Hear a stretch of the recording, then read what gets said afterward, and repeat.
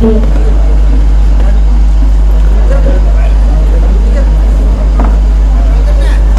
ಈ ದಿನ ಈ ಆಧ್ಯಾತ್ಮಿಕ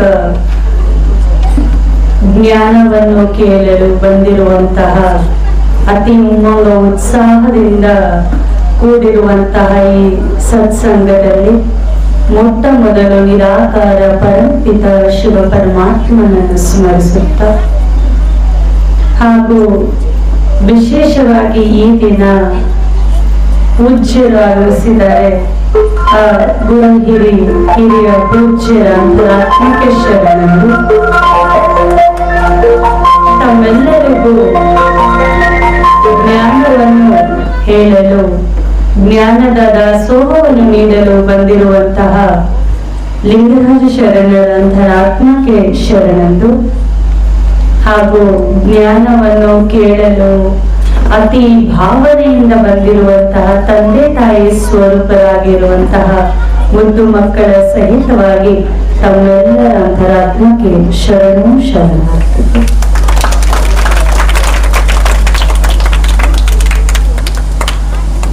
ಈ ಆಧ್ಯಾತ್ಮಿಕ ಪ್ರವಚನ ಅಂತ ಏನ್ ಮಾಡಿದ್ವೋ ಈ ಒಂದು 4 ದಿನಗಳ ಕಾಲ ನಾವು ಕೆಲವು ವಿಚಾರಗಳನ್ನು ಅರ್ಥ ಮಾಡ್ಕೊಳ್ತಾ ಬಂದೆವು. ಅದರಲ್ಲಿ ನಾನು ಯಾರು ಎನ್ನುವಂತಹ ಸತ್ಯ ಪರಿಚಯ, ನಾನು ಯಾರು ಎಂದರೆ ನಾವು ದೇಹದ ಪರಿಚಯವನ್ನು ಕೊಡುತ್ತಾ ಬರುತ್ತೇವೆ. ಆದರೆ ನಿಜವಾಗಿಯೂ ಕಣ್ಣಿಗೆ ಕಾಣಿಸುವ ದೇಹವ ನಾನಲ್ಲ, ಇದರೊಳಗಡೆ ಇರುವಂತಹ ಚೈತನ್ಯ ಸ್ವರೂಪಿ ನಾನು, ಇದೇ ನನ್ನ ಸತ್ಯ ಸ್ವರೂಪ ಎಂದು ಅರ್ಥಕೊಂಡೆವು. ಅದರ ಜೊತೆಗೆ ಆತ್ಮದ ತಂದೆ ಅಂದ್ರೆ ಆತ್ಮದ ರಚಯಿತ ನಿರಾಕಾರ ಪರಮಾತ್ಮನಾಗಿದ್ದಾರೆ, ಅವರೇ ಸರ್ವಾತ್ಮರ ತಂದೆ ಅಂತ ನಾವು ತಿಳ್ಕೊಂಡೆವು. ಹಾಗೂ ನಮ್ಮ ಜೀವನದಲ್ಲಿ ದುಃಖ ಅಶಾಂತಿಯನ್ನು ದೂರ ಮಾಡುವಂತ ವಿಧಿ ಯಾರ ಮನೆಯಲ್ಲಿ ದುಃಖ ಇಲ್ಲ? ಯಾರ ಮನೆಯಲ್ಲಿ ದುಃಖ ಇಲ್ಲ? ನಾವೇ ಕೈ ಎತ್ತಿ. ನಮ್ಮ ಮನೆಯಲ್ಲಿ ದುಃಖನೇ ಇಲ್ಲ ಅನ್ನುವಂಥವ್ರು ಇದೀರಾ? ಎಲ್ಲರ ಮನೆಯಲ್ಲಿ ಎಲ್ಲರ ಮನಸ್ಸಿನಲ್ಲಿ ಯಾವುದೋ ಒಂದು ರೀತಿ ಯಾವುದೊಂದು ವಿಷಯದಿಂದ ಏನೋ ಒಂದು ತರ ದುಃಖ ಅನ್ನೋದು ಇದ್ದೇ ಆಯ್ತು. ಏನೋ ಸಮಸ್ಯೆ ಇಲ್ಲ ಅನ್ಕೊಳ್ಳಿ, ನನಗೆ ಏನೋ ಸಮಸ್ಯೆ ಇಲ್ಲ ಅಂತ ದುಃಖ ಪಡ್ತಾರೆ. ನನ್ನ ಕೇಳೋರಿಲ್ಲ ಹೇಳೋರಿಲ್ಲ ಅಂತ ಆ ತರ ದುಃಖ ಪಡ್ತಾರೆ. ಅಂದ್ರೆ ಏನು, ಈ ಕಲಿಯುಗದಲ್ಲಿ ಪ್ರತಿಯೊಬ್ಬ ಮನುಷ್ಯರ ಜೀವನ ಈಗ ಆ ದುಃಖ ಅಶಾಂತಿಯಿಂದ ತುಂಬಿದೆ. ಆ ದುಃಖ ಅಶಾಂತಿ ಅನ್ನೋದು ಕತ್ತಲು ಇದ್ದಂಗೆ. ಕತ್ತಲನ್ನು ಓಡಿಸ್ಬೇಕಂದ್ರೆ ಏನ್ ಮಾಡ್ತೀವಿ? ಏನ್ ಮಾಡ್ತೀವಮ್ಮ? ಕತ್ಲು ಹೋಗ್ಬೇಕಂದ್ರೆ ಏನ್ ಮಾಡ್ತೀರಾ? ಕತ್ಲು ಅನ್ನೋ ಗೊತ್ತಾಯ್ತಲ್ಲ? ಕತ್ಲು ಓಡಿಸ್ಬೇಕಂದ್ರೆ ಏನ್ ಮಾಡ್ತೀರಾ? ಏನ್ ಮಾಡ್ತೀರಾ? ಲೈಟ್ ಹಚ್ತೀರ. ಬೆಳಕನ್ನು ತಂದ್ರೆ ಸಾಕು, ಕತ್ತಲೆ ಹೇಗೆ ಓಡೋಗುತ್ತೋ ಅದೇ ರೀತಿ ನಮ್ಮ ಜೀವನದಲ್ಲಿ ಇರುವಂತಹ ದುಃಖ ಅಂದ್ರೆ ಆ ಶಾಂತಿ ದೂರವಾಗಬೇಕಂದ್ರೆ ಸತ್ಯ ಜ್ಞಾನವೆನ್ನುವಂತಹ ಪ್ರಕಾಶ ಅನ್ನೋದು ಬೇಕು. ಕತ್ತಲಲ್ಲಿದ್ದಾಗ ನಾವು ಎಡಿಯುತ್ತೀವಿ, ಪೆಟ್ಟನ್ನು ತಿಂತೀವಿ. ಅದೇ ಬೆಳಕಲ್ಲಿದ್ದಾಗ ಸರಿಯಾಗಿ ಹೋಗ್ತೇವೆ, ಯಾವುದೇ ಪೆಟ್ಟ ಅನ್ನೋದು ನಮಗೆ ಆಗುವುದಿಲ್ಲ. ಅದೇ ರೀತಿ ಜ್ಞಾನದಿಂದ ನಮ್ಮ ಜೀವನವನ್ನು ನಡೆಸಿದಾಗ ನಮ್ಮ ಜೀವನ ಅನ್ನೋದು ಸಂತೋಷಕರವಾಗಿ ಆಗುತ್ತೆ. ಅಜ್ಞಾನದಿಂದ ನಮ್ಮ ಜೀವನವನ್ನು ನಡೆಸಿದಾಗ ನೀವು ಎಷ್ಟೇ ಮಾಡಿ ಎಷ್ಟೇ ಪರಿಶ್ರಮ ಮಾಡಿ ಅದರಿಂದ ನಮಗೆ ದುಃಖ ಸಿಗುತ್ತೆ ಹೊರತು ಖುಷಿ ಸಿಗುವುದಿಲ್ಲ. ಅದೇ ಸತ್ಯ ಜ್ಞಾನವನ್ನು ಪರಮಾತ್ಮ ತಿಳಿಸ್ತಾರೆ. ಅದೇ ನಿನ್ನೆ ವಿಚಾರವನ್ನು ಕೂಡ ಹೇಳ್ತಾ ಇದ್ವಿ. ಯಾವಾಗ ನಮ್ಮ ಜೀವನದಲ್ಲಿ ದುಃಖ ದೂರವಾಗುತ್ತೆ ಅಂದರೆ ಯಾವಾಗ ನಾನೊಂದು ಸತ್ಯ ಸ್ವರೂಪಿ ಚೈತನ್ಯ ಜ್ಯೋತಿಯನ್ನು ನಾನು ಸ್ಮೃತಿ ಮಾಡ್ತೇನೋ, ನನ್ನ ತಂದೆ ನಿರಾಕಾರ ಪರಮಾತ್ಮ ಎಂದು ನಾನು ಯಾವಾಗ ಪ್ರತಿ ಒಂದು ಕ್ಷಣ ಪ್ರತಿ ಒಂದು ಕರ್ಮವನ್ನು ಮಾಡುವಾಗ ಈ ಸ್ಮೃತಿಯಲ್ಲಿ ಇರ್ತೇನೋ, ಆಗ ಮಾತ್ರ ಈ ಜ್ಞಾನದ ಬೆಳಕಿನಿಂದ ಮನಸ್ಸಿನೊಳಗಡೆ ಇರುವಂತಹ ದುಃಖ ದೂರವಾಗಲಿಕ್ಕೆ ಸಾಧ್ಯ. ಅಲ್ಲಿಯ ತನಕ ನಿಮಗೆ ಎಷ್ಟೇ ಸಂಪತ್ತಿದ್ದರೂ ಈ ಸೃಷ್ಟಿಯಲ್ಲಿ ಈಗಿರುವಂತ ಪ್ರಪಂಚ ಧನದ ಕೊರತೆ ಇಲ್ಲ. ಧನ ಇದ್ದರೂ ದುಃಖ ದೂರ ಆಯ್ತಾ? ಇಲ್ಲ. ಜನ ಎಷ್ಟೊಂದು ಗಳಿಸಿರಬಹುದು, ಆದ್ರೆ ದುಃಖ ದೂರವಾಯ್ತಾ? ಇಲ್ಲ. ದುಃಖ ದೂರ ಮಾಡಬೇಕಂದ್ರೆ ದುಃಖ ಹತ್ತ ಸುಖಕರ್ತನಾಗಿರುವಂತ ಆ ನಿರಾಕಾರ ಪರಮಾತ್ಮನನ್ನು ನಾನು ಆತ್ಮ ಎಂದು ಸ್ಮೃತಿಯಲ್ಲಿಟ್ಟುಕೊಂಡು ಅವರು ನೆನಪು ಮಾಡಿದಾಗ ಮಾತ್ರ ಆ ದುಃಖ ದೂರವಾಗಲು ಸಾಧ್ಯ. ಈ ವಿಶೇಷವಾಗಿ ಧ್ಯಾನ ಮಂದಿರ ಅನ್ನೋರು ಮಾಡಿದ್ದಾರೆ. ಧ್ಯಾನ ಮಂದಿರದಲ್ಲಿ ನೀವೆಲ್ಲರೂ ಕೂಡ ಆಸಕ್ತಿಯಿಂದ ಧ್ಯಾನ ಮಾಡಲು ಬರ್ತೀರಿ. ಏನಂತ ಧ್ಯಾನ ಮಾಡ್ತೀರಾ? ಅಥವಾ ಯೋಗ ಅಂದ್ರೆ ಏನು? ನಾವೆಲ್ಲರೂ ಏನ್ ಮಾಡ್ತೀವಿ? ಯೋಗ ಮಾಡಬೇಕು ಅಂತ ಹೇಳ್ತೀವಿ. ಯೋಗ ಅಂದ್ರೆ ಏನಂದ್ರೆ, ಶಬ್ದಾರ್ಥದಲ್ಲಿ ಹೋದ್ರೆ ಯೋಗ ಅಂದ್ರೆ ಕೂಡುವುದು ಅಂತ. ಕೂಡುವುದನ್ನ ಏನ್ ಮಾಡ್ತೀವಿ? ಯೋಗ ಅಂತ ಹೇಳ್ತೀವಿ. ಅದಕ್ಕೆ ಏನಾದ್ರು ಮದುವೆ ಮಾಡ್ಬೇಕಂದ್ರೆ ಏನ್ ಹೇಳ್ತಾರೆ? ಯೋಗ ಬರ್ತೈತೆ ಅಂತ ನಾವು ಹೇಳ್ತೀವಿ. ಅದೇನು ಕೂಡೈತೆ ಸಮಯ ಅಂತ. ಅದೇ ರೀತಿ ಈಗ ನಾವು ಯೋಗ ಏನು ಯೋಗ ಮಾಡಬೇಕು ಅಂದರೆ, ನಾನು ಆತ್ಮ ಎಂದು ಸ್ಮೃತಿಯಲ್ಲಿದ್ದು ಪರಮಾತ್ಮನಲ್ಲಿ ನನ್ನ ಮನಸ್ಸನ್ನು ಜೋಡಿಸುವುದೇ ಯೋಗ. ಎಲ್ಲಿ ತನಕ ನೀವು ಕೇಳುವಂತವರು ನನ್ನಲ್ಲಿ ಮನಸ್ಸನ್ನಿಟ್ಟಿದ್ದೀರೋ, ನಮ್ಮ ನಿಮ್ಮ ನಡುವೆ ಈಗ ಯೋಗ ನಡೀತಿದೆ. ನಿಮ್ಮ ಮನಸ್ಸು ನನ್ನ ಹತ್ರ ಇದೆ ಅಂದ್ರೆ ನಮ್ಮಿಬ್ಬರ ನಡುವೆ ಈಗ ಯೋಗ ನಡೀತಿದೆ. ನಾನು ಹೇಳಿರುವಂತ ವಿಚಾರಗಳ ಅರ್ಥ ನಿಮ್ಗೆ ತಿಳಿತಾ ಇದೆ. ನಿಮ್ಮ ಮನಸ್ಸಲ್ಲಿ ಅದರ ಪ್ರಭಾವ ಬೀರ್ತಾ ಇದೆ. ಇಲ್ಲಿ ತನಕ ಪರಮಾತ್ಮ ಏನ್ ಹೇಳಿದ್ದಾರೆ ಅಂದ್ರೆ, ನೀವು ವಸ್ತು, ವ್ಯಕ್ತಿ, ವಿಷಯ, ಸ್ಥಾನ, ಪದಾರ್ಥ ಇವೆಲ್ಲದಲ್ಲಿ ನಿಮ್ಮ ಮನಸ್ಸಲ್ಲಿ ಇಟ್ಟಿದ್ದೀರ. ದುಃಖ ದೂರವಾಯ್ತಾ? ಇವ್ರ ಜೊತೆ ಇದ್ರೆ ನಾನು ಖುಷಿಯಾಗಿರ್ತೇನೋ ಅಂತ ಇರ್ತೀವಿ. ದುಃಖ ದೂರ ಆಗುತ್ತಾ? ಇಲ್ಲ. ನಾನು ಅಲ್ಲಿಗೆ ಹೋದ್ರೆ ಖುಷಿ ಪಡ್ತೀನೇನೋ ಅಂತ ಎಲ್ಲೆಲ್ಲೋ ಹೋಗ್ತಾ ಇರ್ತೀನಿ. ದುಃಖ ದೂರವಾಯ್ತಾ? ಇಲ್ಲ. ಸ್ಥಾನ ಬದಲಾಯಿಸುವುದರಿಂದ, ವ್ಯಕ್ತಿಗಳನ್ನ ಬದಲಾಯಿಸುವುದರಿಂದ ಯಾವುದರಿಂದಲೂ ದುಃಖ ದೂರವಾಗಲು ಸಾಧ್ಯ ಇಲ್ಲ. ಆದ್ರೆ ಸತ್ಯವಾಗಿರುವಂತಹ ಸ್ಮೃತಿಯಿಂದ ಮಾತ್ರ ಅದು ಸಾಧ್ಯ. ನಾವು ಯಾವಾಗ ನಮ್ಮ ಮನಸ್ಸನ್ನು ಪರಮಾತ್ಮನಲ್ಲಿ ಜೋಡಿಸುತ್ತೇವೋ, ಯೋಗವನ್ನು ಮಾಡುತ್ತೇವೋ, ಆಗ ಮಾತ್ರ ಸಾಧ್ಯ. ಅದರಿಂದ ಈ ಒಂದು ಪ್ರವಚನ ಕಾರ್ಯಕ್ರಮ ಸಾರ್ಥಕ ಆಗಬೇಕು ಅಂತಂದ್ರೆ ಪ್ರತಿಯೊಬ್ಬರೂ ಕೂಡ 2 ನಿಮಿಷ ಆಗಲಿ, 1 ನಿಮಿಷ ಆಗಲಿ, 5 ನಿಮಿಷ ಆಗಲಿ ಒಂದು ದಿನದಲ್ಲಿ ತೆಗೆದು ಧ್ಯಾನವನ್ನು ಮಾಡಿ, ಯೋಗವನ್ನು ಮಾಡಿ. ನಿಮ್ಮ ಪೂಜೆ ಮಂದಿರ ಇಲ್ಲಿ ಸ್ಥಾನ ನಿರ್ಮಾಣ ಮಾಡಿದ್ದಾರೆ, ಇಲ್ಲಿಗಾದ್ರೂ ಬನ್ನಿ. ಇಲ್ಲ ನೀವು ಪೂಜೆ ಮಾಡುವಾಗ ದೇವರ ಕೋಣೆಯಲ್ಲಾದ್ರೂ ಕೂತ್ಕೊಂಡು 1 ನಿಮಿಷ, 24 ಗಂಟೆ 1 ನಿಮಿಷ ಆದ್ರೂ ನೀವು ಸಮಯ ತೆಗಿಬೋದಲ್ಲ. ಆ 1 ನಿಮಿಷ ಆದ್ರೂ ಕೂತ್ಕೊಂಡು ನಿಮ್ಮ ಸತ್ಯ ಸ್ಮೃತಿ, ನಾವು ಹೇಗೋ ದೇವರ ಕೋಣೆಯಲ್ಲಿ ದೀಪವನ್ನು ಬೆಳಗಿಸಿರ್ತೀವಿ, ಆ ಜ್ಯೋತಿ ಇಲ್ಲೇ ನಾನಿದ್ದೇನೆ ಎನ್ನುವಂತ ಒಂದು ಸತ್ಯ ಸ್ಮೃತಿಯನ್ನು ನಾವು ಮಾಡಿದಾಗ ನಿಮ್ಮ ಮನಸ್ಸಿಗೆ ಎಷ್ಟು ಶಾಂತಿ ಹಾಗೂ ಎಷ್ಟು ಶಕ್ತಿ ಸಿಗುತ್ತೆ ಅಂತ ಅದನ್ನು ನೀವೇ ಅನುಭವ ಮಾಡ್ತೀರ. ಈ ಕಾರ್ಯಕ್ರಮ ಮಾಡುವ ಅರ್ಥ, ಪ್ರತಿಯೊಂದು ಕಾರ್ಯಕ್ರಮದಲ್ಲಿ ಏನೋ ಒಂದು ನಿಮ್ಮ ಜೀವನದಲ್ಲಿ ಕಲಿಬೇಕು, ಅವಾಗ ಸಾರ್ಥಕ ಆಗುತ್ತೆ. ಅದಕ್ಕೆ ಈ ಒಂದು ಕಾರ್ಯಕ್ರಮದಿಂದ ನಮ್ಮ ವಿನಂತಿ ಏನಂದ್ರೆ, 1 ನಿಮಿಷ ಆಗಲಿ, 2 ನಿಮಿಷ, 5 ನಿಮಿಷ, ನಿಮ್ಗೆ ಎಷ್ಟೊತ್ತಾದ್ರೆ ಅಷ್ಟೊತ್ತು ಕುತ್ಕೊಂಡು ನಿಮಗಾಗಿ ನೀವು ಸಮಯ ತೆಗೆದು ಯೋಗ ಮಾಡಿ. ಹಾಗೂ ಯಾವ ಜ್ಞಾನಿಯಲ್ಲಿ ನೀಡಲಾಗುತ್ತೋ ಅದನ್ನ ಜೀವನದಲ್ಲಿ ಆರಿಸಿ, ಆಗ ನೋಡಿ ನಿಮ್ಮ ಜೀವನದಲ್ಲಿ ನಾವೇಳುವುದಲ್ಲ, ನೀವೇ ಅದನ್ನ ಅನುಭವ ಅನ್ನೋದು ಮಾಡ್ತೀರ. ಈ ರೀತಿ ಪರಮಾತ್ಮ ನೆನಪಿನಿಂದ ನಮ್ಮ ಜೀವನ ಅನ್ನೋದು ಪಾವನ ಆಗಲಿ ಎಂದು ಹೇಳ್ತಾ, ನಾನು 1-2 ವಿಚಾರಗಳಿಗೆ, ಇನ್ನು ಗುರುಗಳಿದ್ದಾರೆ, ಎಲ್ಲರೂ ವಿಶೇಷ ಮಹನೀಯರಿದ್ದಾರೆ, ಅವರ ಅನುಭವದ ನುಡಿಗಳನ್ನು ಕೇಳಿ ಈ 1ನೇ ದಿನ ಇನ್ನು ಕೊನೆಗೆ, ನಾಳೆ ದಿನ ಇನ್ನ ಕಾರ್ಯಕ್ರಮ ಇರುತ್ತೆ. ಈ 1 ದಿನದ ವಿಶೇಷವಾಗಿರುವಂತಹ ಪ್ರವಚನ ಕಾರ್ಯಕ್ರಮವನ್ನು ನಾವೆಲ್ಲರೂ ಕೂಡ ಆಲಿಸೋಣ. ಎಲ್ಲರಿಗೂ ಶರಣು ಶರಣಾರ್ಥಿಗಳು.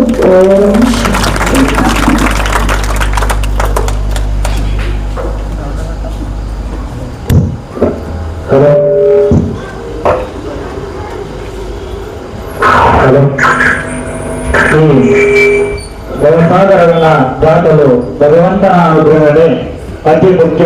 ಭೋಗದಿಂದ ಯೋಗಕ್ಕೆ ಸಾಗಿರಿ, ಯೋಗವೇ ಬದುಕಿನ ಅತಿ ದೊಡ್ಡ ಭೋಗವೆಂದು ಸಾರಿ ಹೇಳಿದ ಆಧ್ಯಾತ್ಮಿಕ ಪ್ರವಚನಗಾರರು ಆಗಿರ್ತಕ್ಕಂಥ ಡಿ.ಕೆ. ಪುನಿತಾ ಸಹೋದರಿಯರಿಗೆ ಎಲ್ಲರೂ ಕೂಡ ಒಮ್ಮೆ ಜೋರಾದ ಚಪ್ಪಾಳೆಯನ್ನು ತಟ್ಟುವ ಮೂಲಕ ಧನ್ಯವಾದಗಳನ್ನು ಹೇಳೋಣ. ಅದೇ ರೀತಿಯಾಗಿ ಇವತ್ತಿನ ದಿವಸ ನಮ್ಮ ಧ್ಯಾನ ಮಂದಿರದಲ್ಲಿ ವಿಶೇಷವಾಗಿರ್ತಕ್ಕಂಥ ಕಾರ್ಯಕ್ರಮವೊಂದನ್ನ ಆಯೋಜನೆ ಮಾಡಿತ್ತು. ಅದೇನಂತಂದ್ರೆ ರಂಗೋಲಿ ಸ್ಪರ್ಧೆಯನ್ನ ಆಯ್ಕೆ ಮಾಡಲಾಗಿತ್ತು. ಒಟ್ಟು 8 ಜನ ಸ್ಪರ್ಧಾರ್ಥಿಗಳು ವಿಶೇಷವಾಗಿರ್ತಕ್ಕಂಥ ರಂಗೋಲಿಯನ್ನ ತೆಗೆದಿದ್ದರು. ಮತ್ತು ಮಕ್ಕಳಿಂದ ಹಿಡಿದು ಎಲ್ಲರೂ ಕೂಡ ವಿಶೇಷವಾಗಿರ್ತಕ್ಕಂಥ ರಂಗೋಲಿಯನ್ನ ಬಿಡಿಸಿದ್ರು.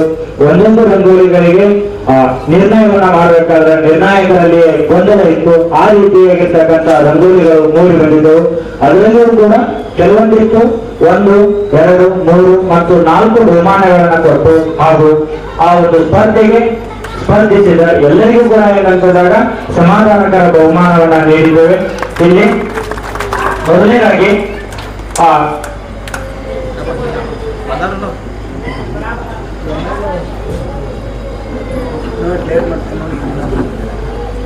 ಅನ್ನೋರಿಗೆ ಕೊಟ್ಟುಬಿಡಿ, ಲಾಸ್ಟಲ್ಲಿ ಕೊಟ್ಟುಬಿಡಿ, ಲಾಸ್ಟಲ್ಲಿ ಮಾಡಿ.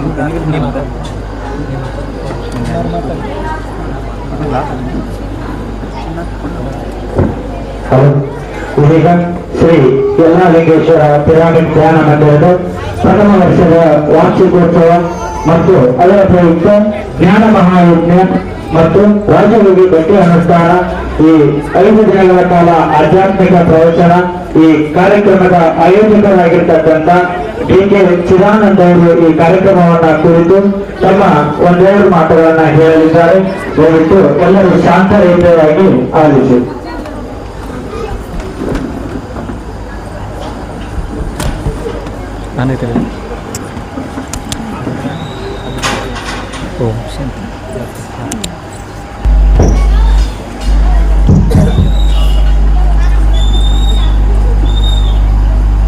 ಮೊದಲಿಗೆ ಎಲ್ಲರೂ 3 ಸಲ ಓಂಕಾರ ಜೊತೆಗೆ ಪ್ರಾರಂಭಿಸೋಣ. ಎಲ್ಲರೂ ನೀರು ಎದುರುಗಳನ್ನು ಎಲ್ಲರ ನೀರಲ್ಲಿ ಎಲ್ಲರೂ ಕಣ್ಮುಚ್ಚಿ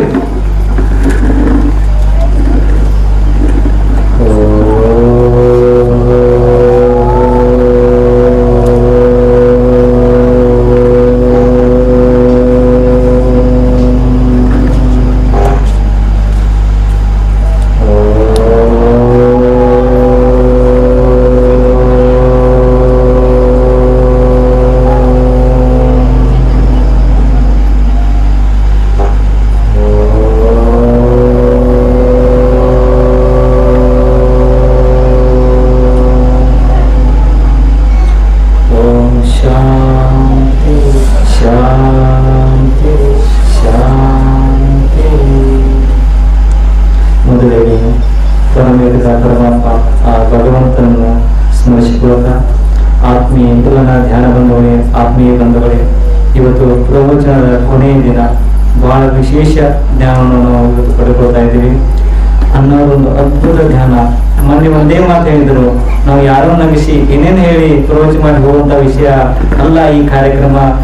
ಜಾತ್ರೆ ಮಾಡುವಂತ ಕಾರ್ಯಕ್ರಮ ಅಲ್ಲ, ಇದು ಸತ್ಯ ಶ್ರೇಷ್ಠ ಧ್ಯಾನವನ್ನು ಕೊಡುವಂತ ಕಾರ್ಯಕ್ರಮ ಇದೆ. ಇವತ್ತಿನ ವಿಷಯ ಹೇಗಿದೆಪ್ಪ ಅಂದ್ರೆ ಸತ್ಯ ಏನಿದೆ, ಇವತ್ತಿನ ಅನ್ನ ಹೇಳುವಂತ ವಿಷಯ ನೀವು ಒಪ್ಕೊಳ್ಳಿ ಬಿಡ್ಲಿ, ಸತ್ಯ. ಎಷ್ಟು ಧೈರ್ಯದಿಂದ ನಾವು ಹೇಳ್ತಾ ಇದೀವಿ ಅಂದ್ರೆ, ಒಂದು ಇಲ್ಲಿ ಜಾಸ್ತಿ ಯಾರು ನಮ್ಮಲ್ಲಿ ಸಂಪರ್ಕ ಇದಾದ್ರು ಗೊತ್ತಿರುತ್ತೆ. ಈ ಗೋಡೆನೇ ಎಕ್ಸಾಂಪಲ್. ಈ ಗೋಡೆ ಇದೆಯಲ್ರಿ, ಈ ಗೋಡೆ ಕೆಳಗೆ ಒಂದು ಡೇಟ್ ಹಾಕಿದ್ರು. ಮುಂಬರುವ ದಿನಗಳ 2036 ಇದು ಬರಿಸಿ ಎಷ್ಟು ವರ್ಷ ಆದ್ರೆ 1 ವರ್ಷ ಆದ್ರೆ. ಯಾವುದೇ ಹೇಳ್ಬೇಕಾದ್ರೆ ಭವಿಷ್ಯದ ಕಾಲ ಜನರಿಗೆ ಮುಂಬರುವ ದಿನಗಳಿಗೆ 2036 36 ಅಂತಲ್ಲ, ಪ್ರತಿ ದಿನ 1 ಸೆಕೆಂಡ್ 1 ವರ್ಷ 1 ನಿಮಿಷ ಗೊತ್ತಿಲ್ಲ ಮುಂದಿನ ಭವಿಷ್ಯ ಏನಿದೆ ಅಂದ್ರೆ 36 ಎನಿ ಟೈಮ್, ನಾಳೆ ನಾಳಿದ್ದು ಗೊತ್ತಿಲ್ಲ. ಈ ಭೂಮಿಯಲ್ಲಿ ಅದ್ಭುತ ಬದಲಾವಣೆ ಆಗೋದಿದೆ. ಇದು ಶತಸಿದ್ಧ. ಯಾರು ನಂಬ್ತಾರೋ ಬಿಡ್ತಾರೋ ಗೊತ್ತಿಲ್ಲ, ಆದ್ರೆ ಈ ಭೂಮಿ ಮೇಲೆ ಬದಲಾವಣೆ ಕಡಾಖಂಡಿತವಾಗಿದೆ. ಶರಣರು, ಸಂತರು, ಮಹಾನ್ ಎಷ್ಟೋ ಕಾಲಜ್ಞಾನಿಗೂ ಸುಖ ಬರುತ್ತಂತ ವಿಷಯ. ನಾವು ಒಂದೇ ಮಾತು ಹೇಳಕ್ ಇಷ್ಟಪಡ್ತೀನಿ, ಬಹಳ ಸಮಯ ತಗೋದಿಲ್ಲ. ನನಗೆ 2-3 ವರ್ಷದಿಂದ ಈ ಪಿರಮಿಡ್ ಅಂದ್ರೆ ಗೊತ್ತಿರಕ್ಕಿಲ್ಲ, ಕಾಲಜ್ಞಾನ ಅಂದ್ರೆ ಗೊತ್ತಿರಕ್ಕಿಲ್ಲ. ನಾವು ಮಕ್ಕಳಿಗೆ ಇದ್ದೀವಿ, ಬಾಡಿಗೆ ಮನೆಯಲ್ಲಿ ಮಕ್ಕಳಿಗಿದ್ದಾಗ ಒಂದು ದಿವಸ ಅಂತ ಹೇಳ್ತೇನ್ರಿ. ಆ ದಿನಗಳಲ್ಲಿ ಸಾಯಂಕಾಲ 7 ಗಂಟೆಗೆ ಸಮಯ ಅದು. ನಾವು ನಮ್ಮ ಮಿಸ್ಸಸ್ ನಮ್ಮ ಮಕ್ಕಳು ಮನೆ ಒಳಗಿದ್ರೆ ಒಂದು ಹಾವು ಬರ್ತದ್ರಿ. ಹಾವು ಬಂದ ಹೊರಗಡೆ ಹಾವು ಬಂದಾಗ ಎಂತ ಸಮಯ ಅಂದ್ರೆ ಇನ್ನೊಂದು ಯೂಟ್ಯೂಬ್ ನೋಡ್ತಾ ಇದ್ದೆ ಒಂದು ಆ ಯೂಟ್ಯೂಬ್ ವಿಡಿಯೋ ಮಕ್ಕಳು ತನಿಖೆ ಮಾಡ್ತಾ ಅಂತ ಯೂಟ್ಯೂಬ್ ಅನ್ನ ಮೊಬೈಲ್ ಹೊರಗಡೆ ಕೂರ್ಸಿ ಹಾಕಿ ಹೊರಗಡೆ ಕೂತೆ ನಾನು ಕೂತಾಗ ಆ ಕಡೆಯಿಂದ ಒಂದು ಹಾವು ಬಂತು. ಇದು ರಿಯಾಲಿಟಿ. ಹಾವು ಬಂದ್ರೆ ಗಂಧ ಹೊರಗಿದ್ದಾನಂತೆ ನಮ್ ಮಿಸ್ಸಸ್ ಏನ್ ಮಾಡಿದ್ರು ಒಳಗ್ ಬರಲಿಲ್ಲ. ಅವ್ರು ಅಂಜಿ ನನ್ ಹೊರಗಡೆ ಒಳಗೆ ಹಾಕೊಂಡ್ಬಿಟ್ರು ಎಲ್ಲರೂ. ನೋಡ್ರಿ ಭಯ ಅನ್ನೋದು ಹೇಗಿರುತ್ತೆ. ಭಯ ಸಮಸ್ಯೆ ಬಂದಾಗ ಯಾಕೆ ಗಂಡು ಹೆಂಡತಿ ಸಂಬಂಧ ಇರಂಗಿಲ್ಲ, ಅವನೇ ಜವಾಬ್ದಾರಿ. ಇದು ಸತ್ಯ. ನನಗೆ ಒಂದು ಭಯ ಸ್ಟಾರ್ಟ್ ಆದ ಅದು ಅಂತದೇ ವಿಡಿಯೋ ಇತ್ತು. ಫಸ್ಟ್ ಟೈಮ್ ವಿಡಿಯೋ ಇತ್ತು. ನಾನಂದೆ ಈ ವಿಡಿಯೋ ನೋಡಿದ್ರೆ ತಪ್ಪಿದೆ, ಆಮೇಲೆ ವಿಡಿಯೋ ನೋಡ್ಬೋದು. ಅದು ಅಂತದೇ ವಿಡಿಯೋ ಇತ್ತು. ಬಿಟ್ಟಿದ್ದೆ ನಾನು ಭಯ. ಅವದೇ ಸಮಯದಲ್ಲಿ ಒಬ್ಬ ಗುರುಗಳಿದ್ರು ಅರವಿಂದ್ ಅಂತ ಚಿಕ್ಕಮಗಳೂರಿಗೆ ಜೂಮ್ ಮೀಟಿಂಗ್ ಅಲ್ಲಿ ಮೆಡಿಟೇಷನ್ ಧ್ಯಾನ ಮಾಡ್ತಾ ಇದ್ರು ಬೆಳಿಗ್ಗೆ 4 ರಿಂದ 5 ಗಂಟೆ ಪ್ರತಿದಿನ. ಅವ್ರ ಹಿಂದಿನ ಜನ್ಮ ಎಂತಾದಂದ್ರೆ ಹಿಮಾಲಯ 1000 ವರ್ಷ ತಪಸ್ಸು ಮಾಡುವಂತ ಒಂದು ಹಿಸ್ಟ್ರಿ ಅವರು. ಹಂಗ ಹಿಂದಿನ ಜನ್ಮ ಶ್ರೇಷ್ಠ ಜನ್ಮ ಅವರು. ಗುರುಗಳೇ ಹಿಂದಿನ ದಿನ ಇದು ಇನ್ಸಿಡೆಂಟ್ ನಡೀತು ನಮ್ಮ ಮನೆ ಮುಂದೆ, ಇದು ಏನಂತ ನನಗೆ ತಿಳಿತಾ ಇಲ್ಲ ಅಂತಂದಾಗ ಅವರಿಂದ ಸೂಕ್ಷ್ಮ ಶಕ್ತಿ ಇದೆ, ದಿವ್ಯ ದೃಷ್ಟಿ ಇತ್ತು ಅವರಿಗೆ. ಅವ್ರು ಇದನ್ನ ನೇರವಾಗಿ ಹೇಳ್ಬಿಡ್ತೀವಿ. ಇವತ್ತು ನಾ ಹೇಳಿದ ಮಾತು ರೆಕಾರ್ಡಿಂಗ್ ನಿಮ್ಗೆ ಸಿಗುತ್ತದೆ. ಯೂಟ್ಯೂಬ್ ರೆಕಾರ್ಡಿಂಗ್ ಇದೆ. ಇವತ್ತು ಮಾತು ನಾ ಸಾಕ್ಷಿ ಏನೇನು ಮಾತಾಡಕ್ ಹೋಗುದಿಲ್ಲ. ಹೇಳಿ ನನಗೆ ಅರವಿಂದ್ ಅಂತ ಕೇಳಿದ್ರೆ ಅರವಿಂದ ನಿನಗೆ ಏನೋ ಎಚ್ಚರಿಕೆ ಕೊಡಲಾಗಿ ಬಂದಿದೆ ಅಂತ ಹೇಳಿದ್ರು. ನಾ ಇನ್ನೂ ಇನ್ನೂ ಅಂಜಿಬಿಟ್ಟೆ. ನಾ ಏನ್ ತಪ್ಪು ಮಾಡಿದ್ದೀನಿ, ನನಗೇನ್ ಎಚ್ಚರಿಕೆ ಅಂತ ಅಂಜೆ ಒಳ್ಳೆ ನೋಡದೆ ಬಿಟ್ಟೆ.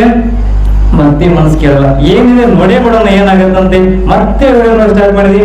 ಆ ವ್ಯಕ್ತಿದು ನಂಬರ್ ತಗೊಂಡು ತಿಂಗಳು ನಂಬರ್ ತಗೊಂಡು ವೀರ ಬ್ರಹ್ಮೇಂದ್ರ ಕಾಲಜ್ಞಾನ ಸಂಪೂರ್ಣ ಸ್ಟಡಿ ಮಾಡಿದೆ.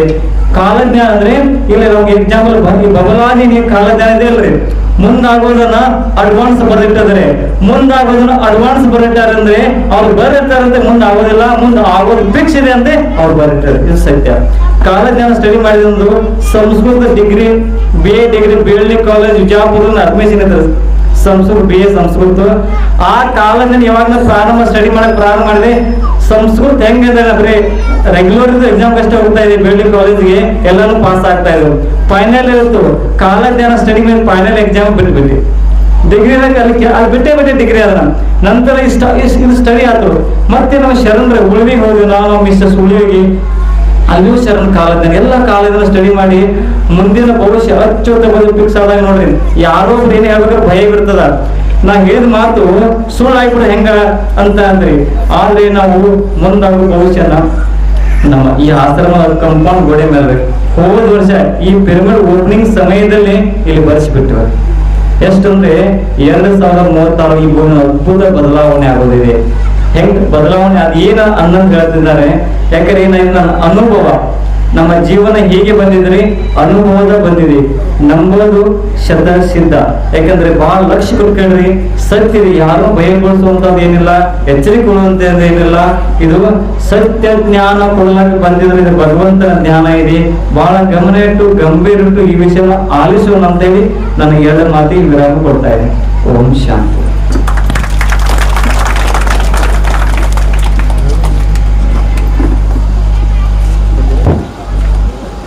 ಅಲ್ಲಿ ಕೂಡ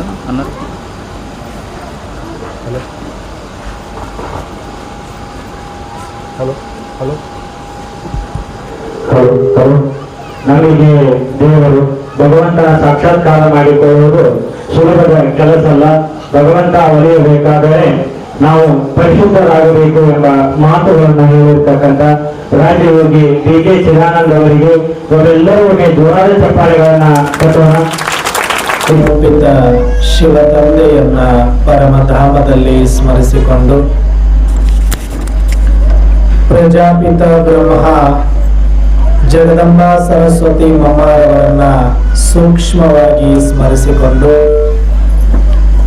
ಜಗತ್ತಿನ ಎಲ್ಲಾ ದೇವಾನುದೇವತೆಗಳನ್ನ, ಎಲ್ಲಾ ಧರ್ಮಾತ್ಮರನ್ನ, ಎಲ್ಲಾ ಮಹಾತ್ಮರನ್ನ, ಸಂತರನ್ನ, ಶರಣರನ್ನ ಸ್ಮರಿಸಿಕೊಂಡು ಈ ಭಾಗದ ಅಧಿದೈವ ಆಗಿರುವ ಶ್ರೀ ಯಲ್ಲಾಲಿಂಗ ಮಹಾರಾಜರನ್ನ ಸ್ಮರಿಸಿಕೊಂಡು ವಿಶೇಷವಾಗಿ ಈ ಒಂದು ಆಧ್ಯಾತ್ಮಿಕ ಪ್ರವಚನದ 4ನೇ ದಿನದ ಈ ಒಂದು ದಿವ್ಯ ಸನ್ನಿಧಾನದಲ್ಲಿ ಸಾನ್ನಿಧ್ಯವನ್ನು ವಹಿಸಿರ್ತಕ್ಕಂಥ ಪರಮ ಪೂಜ್ಯರ ಪಾದಾರ ವೃಂದಗಳಿಗೆ ಶಿರಸಾಷ್ಟಾಂಗ ನಮಸ್ಕಾರಗಳನ್ನು ಮಾಡುತ್ತಾ ಇನ್ನೋರ್ವ ಸ್ವಾಮೀಜಿಯವರ ಅಂತರಾತ್ಮಕ್ಕೂ ಶರಣೆಂದು ಹಾಗೂ ಇಲ್ಲಿಯ ತನಕ ತಮ್ಮೆಲ್ಲರನ್ನ ಉದ್ದೇಶಿಸಿ ಯೋಗ ಅಂದ್ರೆ ಏನು, ಯೋಗ ಯಾಕೆ ಮಾಡಬೇಕು ಅನ್ನುವಂತ ವಿಚಾರವನ್ನು ತಿಳಿಸಿರುವ ಪುನೀತಾ ಶರಣೆಯ ಅಂತರಾತ್ಮಕ್ಕೂ ಶರಣೆಂದು ಹಾಗೂ ಈ ಎಲ್ಲಾ ಕಾರ್ಯಕ್ರಮಗಳ ರೂವಾರಿ ಕೇಂದ್ರ ಬಿಂದು ಆಗಿರತಕ್ಕಂಥ ಚಿದಾನಂದಣ್ಣವರ ಅಂತರಾತ್ಮಕ್ಕೂ ಶರಣೆಂದು ಹಾಗೂ ಈ ಕಾರ್ಯಕ್ರಮ ಒಬ್ಬರಿಂದ ಮಾಡಲಿಕ್ಕೆ ಸಾಧ್ಯ ಆಗುವುದಲ್ಲ, ಇದು ಪರಮಾತ್ಮನ ಕಾರ್ಯಕ್ರಮ.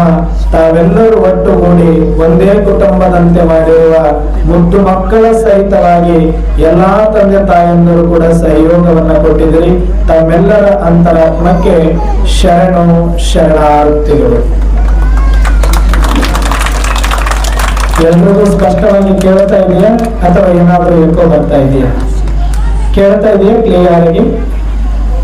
ಹೂ ಅನ್ನಬೇಕು ಇಲ್ಲ ಹೂ ಅನ್ನಬೇಕು? ನಿಮ್ ಕೂತ್ರೆ ನಿಮ್ ಕತ್ತಲಾಗಿದ್ರೆ ಏನಂದ್ರೂ ಕೇಳಿಸೋದಿಲ್ಲ, ಯಾಕಂದ್ರೆ ಲೈಟ್ ಬರೀ ನಮ್ ಕಡೆಗೆ ಅಷ್ಟೇ ಹಾಕ್ಯಾರ ಅವರು. ನಿಮ್ ಮಕ್ಕನೇ ಕಾಣಿಸ್ತಾ ಇಲ್ಲ ಯಾರ್ದು. ಕೇಳಿಸ್ತಾ ಇದೆಯಾ? ಹೋಗ್ಲಿ ಒಂದ್ಸಲ ಕೈ ಎತ್ತಿ ಕೇಳಿದ್ರೆ ಚೆನ್ನಾಗಿ ಕೇಳ್ತಾ ಇದ್ರೆ. ಸರಿ, ಈಗ ಒಂದು ಅರ್ಧ ಗಂಟೆ ಒಂದು ತಾಸು ಪ್ರಶಾಂತವಾಗಿ ಕುಂದ್ರಕ್ ಬಂದಿರೋ, ಆ ಕಡೆ ಈ ಕಡೆ ಮನಸ್ಸು ಶರೀರ ಮಾತ್ರ ಇಲ್ಲಿ ಬಿಟ್ಟು ಮನಸ್ಸನ್ನು ಮತ್ತೆ ಮನೆಗೆ ಕಳ್ಸಕ್ ಬಂದಿರೋ. ಬರೀ ಶರೀರ ಚೇರಲ್ಲಿ ಕುಂತ್ರೆ ಸಾಕಾಗೋದಿಲ್ಲ, ನಿಮ್ಮ ಮನಸ್ಸು ಇಲ್ಲೇ ಇರಬೇಕು. ಇರುತ್ತಲ್ಲ ಮನಸ್ಸು? ಈ 1 ಗಂಟೆಗಳ ಕಾಲ ಆ ಪರಮಾತ್ಮ ಕೊಟ್ಟಿರುವ ಯಥಾರ್ಥ ಕಾಲಜ್ಞಾನದ ಚಿಂತನೆ ಮತ್ತು ಈ ಒಂದು ಆಧ್ಯಾತ್ಮದ ಮಹತ್ವ ಒಂದು ಸ್ವಲ್ಪ ಸಮಯದವರೆಗೆ ನಾವು ಚಿಂತನೆ ಮಾಡೋಣ. ಈ ಜಗತ್ತಿನಲ್ಲಿ ಪ್ರಾಪಂಚಿಕರು ಇದ್ದಾರೆ, ಪರಮಾರ್ಥಿಗಳು ಇದ್ದಾರೆ. ಪ್ರಾಪಂಚಿಕರು ಅಂದ್ರೆ ಯಾರು, ಪರಮಾರ್ಥಿಗಳು ಅಂದ್ರೆ ಯಾರು? ಮೊದಲು ನಾವು ಇದನ್ನು ನೋಡೋಣ. ಪ್ರಾಪಂಚಿಕರಂದ್ರೆ ಯಾರು? ಯಾರು ಪಂಚ ವಿಷಯಗಳಿಗಾಗಿ, ಪಂಚ ಪದಾರ್ಥಗಳಿಗಾಗಿ, ಪಂಚಭೂತಗಳ ಹಿಂದೆ ಬಡದಾಡ್ತಾ ಇದ್ದಾರೋ ಅವರೆಲ್ಲರನ್ನ ಪ್ರಾಪಂಚಿಕರು ಅಂತ ಕರೀತಾರೆ. ಅಂದ್ರೆ ಈ ಪಂಚ ವಿಷಯಗಳು ಯಾವುದು ಅಂದ್ರೆ ಕಾಮ, ಕ್ರೋಧ, ಲೋಭ, ಮೋಹ, ಅಹಂಕಾರ. ಈ ಪಂಚ ವಿಕಾರಗಳಿಗೆ ನಾವೆಲ್ಲರೂ ಕೂಡ ಒಳಗಾಗಿರೋರೆ. ಕಾಮ ಅಂದ್ರೇನು? ಇಚ್ಛೆ. ಇಚ್ಛೆಗೆ ಯಾವತ್ತಾದ್ರೂ ಕೊನೆ ಇದೆಯಾ? ಸಣ್ಣವರಿರುವಾಗ ಒಂದು ಚೆಂಡು ಕೊಡಿಸಿದ್ರೆ ಸಾಕು ಸುಮ್ಮನೆ ಆಗ್ತಿದ್ವಿ. ದೊಡ್ಡವರಾದ್ಮೇಲೆ ಇನ್ನೊಂದು ಕೇಳಿದ್ವಿ, ಮತ್ತು ದೊಡ್ಡವರಾದ್ಮೇಲೆ ಮತ್ತೊಂದು ಕೇಳಿದ್ವಿ. ವಯಸ್ಸು ಬೆಳೆದಂಗೆಲ್ಲ, ಸಮಯ ಕಳೆದಂಗೆಲ್ಲ ಇಚ್ಛೆಗಳು ಬದಲಾದವೇ ಹೊರತಾಗಿ ಇಚ್ಛೆಗಳು ಮುಗಿಲಿಲ್ಲ. ಹಾಗಾಗಿ ನಾವೆಲ್ಲರೂ ಕೂಡ ಹುಟ್ಟಿದಾಗಿಂದ ಸಾಯುವ ತನಕ ಬರೀ ಇಚ್ಛೆಗಳಲ್ಲಿಯೇ ಬದುಕಿ ಇಚ್ಛೆಗಳು ಪೂರ್ಣಗೊಳ್ಳದೆ ಒಂದು ದಿನ ಸತ್ತು ಹೋಗ್ತಾ ಇದೀವಿ. ಇದು ಕೇಳ್ತಾರೆ ಕಾಮ ವಿಕಾರಕ್ಕೆ ವಶವಾಗಿರುವವರು. ಕಾಮ ಅಂತಂದ್ರೆ ಇಚ್ಛೆಗಳು ಅಂತನೂ ಅರ್ಥ ಇದೆ, ಇನ್ನೊಂದು ವಿಕಾರದ ದೃಷ್ಟಿ ಕಾಮ ವಾಸನೆ ಅನ್ನುವಂಥದ್ದು ಕೂಡ ಅರ್ಥ ಬರುತ್ತೆ. ಇನ್ನು ಎರಡನೇದು ಕ್ರೋಧ. ಕ್ರೋಧ ಅಂದ್ರೆ ಏನು? ನನ್ನನ್ನು ಶಾಂತವಾಗಿಡಕ್ ಬಿಡಂಗಿಲ್ಲ, ಬೇರೆಯವರನ್ನು ಶಾಂತವಾಗಿರಕ್ ಬಿಡೋದಿಲ್ಲ. ಕ್ರೋಧ ನನಗೂ ಕೆಟ್ಟದ್ದು ಮಾಡುತ್ತೆ, ನನ್ನ ಎದುರು ಇರುವವರಿಗೂ ಕೆಟ್ಟದ್ದು ಮಾಡುತ್ತೆ. ಅಂದ್ರೆ ಈರ್ಷ, ದ್ವೇಷ, ಅಸೂಯೆಗಳಿಂದ ನಮ್ಮ ಮನಸ್ಸು ಕಲುಷಿತಗೊಂಡು ಸದಾ ಕ್ರೋಧದಲ್ಲೇ ನಾವು ಬದುಕ್ತಾ ಇರ್ತೀವಿ. ಒಂದು ದಿನ ಈ ಕೆಲವು ಇಲ್ಲಿ ಕುಂತವ್ರಿಗೆ 10 ವರ್ಷ, 20 ವರ್ಷ, 30 ವರ್ಷ, 40 ವರ್ಷ, 50 ವರ್ಷ ಇದೀವಿ ನಾವೆಲ್ಲ. ಆದ್ರೆ ಒಂದು ದಿನ 24 ಗಂಟೆ ಒಳಗಡೆ ಒಂದೂ ಸಲಿನೂ ಕೋಪ ಮಾಡ್ಕೊಳ್ಳೋದಂಗೆ ಇರೋರು ನಾವ್ ಯಾರಾದ್ರೂ ಇಲ್ಲಿದ್ದೀವ? ಒಂದು ಸಲ ಆದ್ರೂ ಮಕ್ಕಳ ಮೇಲಾದ್ರೂ ಮಾಡ್ಕೊಂತೀವಿ, ಪತಿ ಮೇಲಾದ್ರೂ ಮಾಡ್ಕೊಂತೀವಿ, ಪತ್ನಿ ಮೇಲಾದ್ರೂ ಮಾಡ್ಕೊಂತೀವಿ. ಯಾರೂ ಸಿಕ್ಕಿರೋದು ಪರಮಾತ್ಮ ಅಂತ ಇದ್ದಾನಲ್ಲ, ಕೋಪ ಮಾಡ್ಕೊಳ್ಳೋ ಹಾಳಾದ ಕಣ್ಣು ಮುಚ್ಕೊಂಡು ಕೂತಾನ, ಎಲ್ಲ ನನಗೆ ಕೊಡ್ತಾನ, ನನಗೆ ಕಷ್ಟ ಕೊಟ್ಟಾನ. ಯಾಕಂದ್ರೆ ಯಾರು ಬಯಸ್ಕೊಳ್ಳೋರು ಸಿಕ್ಕಿಲ್ಲ ಅಂದ್ರೆ ಪರಮಾತ್ಮನಿಗೆ ಬೈಕು ಅಂತ ಕೂತು ಬಿಡೋದು. ಪರಮಾತ್ಮನಿಗೆ ಬೈದಿಲ್ಲ ಅನ್ನೋರು ಯಾರಾದ್ರೂ ಇದ್ರೆ ಇಲ್ಲಿ ಯಾರು ಅನ್ನಿಸ್ಕೊಳ್ಳೋದ ಆ ತಬ್ಬತ್ತು ಸಿಕ್ಕ ಅನ್ನಿಸ್ಕೊಂಡು, ಯಾಕಂದ್ರೆ ಒಳ್ಳೆ ಬೈಯಂಗಿಲ್ಲಲ್ಲ, ಅದಕ್ಕೆ ಎಷ್ಟಾದ್ರೂ ಬೈದು ಬಿಡ್ಬೋದು. ಕ್ರೋಧ, ಕಾಮ, ಕ್ರೋಧ, ಲೋಭ. ಲೋಭ ಅಂದ್ರೇನು? ಇಷ್ಟು ಬೇಕು, ಇಷ್ಟು ಬೇಕು, ಇಷ್ಟು ಬೇಕು, ಇನ್ನಷ್ಟು ಬೇಕು, ಮತ್ತಷ್ಟು ಬೇಕು, ನನಗೇ ಬೇಕು, ಇದು ಲೋಭ. ನಾನ್ ಚೆನ್ನಾಗಿದ್ರೆ ಸಾಕು, ಯಾರು ಏನಾದ್ರೂ ಆಗ್ಬಿಡ್ಲಿ ಅನ್ನುವಂತ ಲೋಭಿತನ ಏನು ಬರುತ್ತಲ್ಲ, ಇದು ಕೂಡ ಮನುಷ್ಯನ ಒಂದು ವಿಕಾರನೆ. ಇದು ಕೂಡ ನಮ್ಮೆಲ್ಲರೊಳಗಡೆ ಗೊತ್ತಿದ್ದೋ ಗೊತ್ತಿಲ್ಲದಂಗೆ ಪ್ರವೇಶ ಆಗ್ಬಿಟ್ಟಿದೆ. ಆ ಲೋಭದಿಂದನೇ ಪರಸ್ಪರ ಎಲ್ಲ ಪ್ರೀತಿ ವಾತ್ಸಲ್ಯಗಳನ್ನ ಕಳ್ಕೊಳ್ತಾ ಇದ್ದೀವಿ. ನಾನೊಬ್ಬನೇ ಅನ್ನುವಂತ ಸ್ವಾರ್ಥವನ್ನು ಬೆಳೆಸ್ಕೊಳ್ತಾ ಇದ್ದೀವಿ. ಈ ಲೋಭಕ್ಕೆ ವಶವಾಗಿರೋರು ನಾವೆಲ್ಲ. ಕಾಮ, ಕ್ರೋಧ, ಲೋಭ, ಮೋಹ. ಈ ಮೋಹ ಹೆಂಗೆ ಅಂದ್ರೆ ಇದು ನಿಧಾನಕ್ಕೆ ಕೊಯ್ಯು. ಸ್ವಲ್ಪ ಯಾಕೋ ಕಡಿಮೆ ಮಾಡಿ ಅಣ್ಣ, ಸ್ವಲ್ಪ ಯಾಕೋ ಜಾಸ್ತಿ ಆಗ್ತದೆ.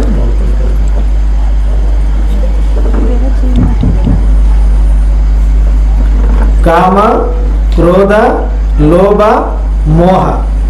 ಮೋಹ ಹೆಂಗೆ ಅಂದ್ರೆ ಇದು ನಮಗೆ ಯಾರಿಗೂ ಮೋಹ ಇಲ್ಲ ಅನ್ನೋರೇ ಅಂತ ಹೇಳ್ಬೋದು. ಮೋಹದಿಂದ ಏನು ನಷ್ಟ ಅಂತ ಕೇಳ್ಬೋದು. ಅದು ತುಂಬಾ ನಷ್ಟ ಮಾಡೋದಿದೆ. ಕಾಮ ಒಂದು ದಿನ ಬಿಟ್ಟು ಹೋಗ್ಬೋದು ನಮ್ಮನ್ನ. ವಯಸ್ಸಾದಂಗೆ ವಿಕಾರ ವಿಷಯಗಳು ನಮ್ಮಿಂದ ದೂರ ಆಗಬಹುದು. ಇಚ್ಛೆಗಳು ಪೆಟ್ಟು ಬಿದ್ದಂಗೆಲ್ಲ ಮನುಷ್ಯನಿಗೆ ರೋಗಗಳು ಬಂದಂಗೆಲ್ಲ ಇಚ್ಛೆಗಳು ಕಡಿಮೆ ಆಗಬಹುದು. ಶಕ್ತಿ ಕಡಿಮೆ ಆದಂಗೆಲ್ಲ ಲೋಭ ಕಡಿಮೆ ಆಗಬಹುದು. ಆದ್ರೆ ಮೋಹ ಕಡಿಮೆ ಆಗೋದು ಅಷ್ಟು ಸುಲಭ ಇಲ್ಲ. ಈಗ ನಿಮಗೆ ಮಕ್ಕಳ ಮೇಲೆ ಪ್ರೀತಿ ಇತ್ತು, ಮೋಹ ಇತ್ತು. ಪ್ರೀತಿ ಇದ್ರೆ ಪರವಾಗಿಲ್ಲ, ಪ್ರೀತಿ ಇರ್ಲಿ. ಆದ್ರೆ ಆ ಪ್ರೀತಿ ಮೋಹ ಆಯಿತು ಅಂದ್ರೆ ನಿಮಗೆ ಬಂಧನ ಆಗುತ್ತೆ. ಅಂದ್ರೆ ಇದು ಹೆಂಗ ಮನುಷ್ಯನನ್ನ ಬಂಧನಕ್ಕೀಡು ಮಾಡುತ್ತೆ ಅಂತಂದ್ರೆ, ಇಲಿ ಕಚ್ಚಬೇಕಾದ್ರೆ ಯಾರಿಗೂ ಗೊತ್ತಾಗೋದಿಲ್ಲ. ಅದು ಇಲಿ ಕಚ್ಚಬೇಕಾದ್ರೆ ಏನ್ ಮಾಡುತ್ತೆ, ಬಾಯಿಂದ ಒಂದು ತಂಪಾದ ಗಾಳಿಯನ್ನ ಊದುತ್ತೆ. ಮೊದಲು ನಿಮಗಲ್ಲಿ ತಣ್ಣಗ ಅನ್ಸುತ್ತೆ. ಆ ತರ ಗಾಳಿ ಊದಿದಾಗ ಈಗ ಹೆಂಗ ಅನಸ್ತೇಶಿಯಾ ಆಪರೇಷನ್ ಮಾಡ್ಬೇಕಾದ್ರೆ ಇಂಜೆಕ್ಷನ್ ಮಾಡಿದಾಗ ಆ ಜಾಗ ಮರಗಟ್ಟತ್ತಲ್ವ, ಏನಂತೀರಿ? ಮರಗಟ್ಟತ್ತಂತಿರೋ ಜೋಮ್ ತುಂಬತ್ತಂತಿರೋ? ಅಂದ್ರೆ ಆ ಜಾಗದೊಳಗೆ ಏನಾದ್ರೂ ಗೊತ್ತಾಗೋದಿಲ್ಲ ನಿಮಗೆ.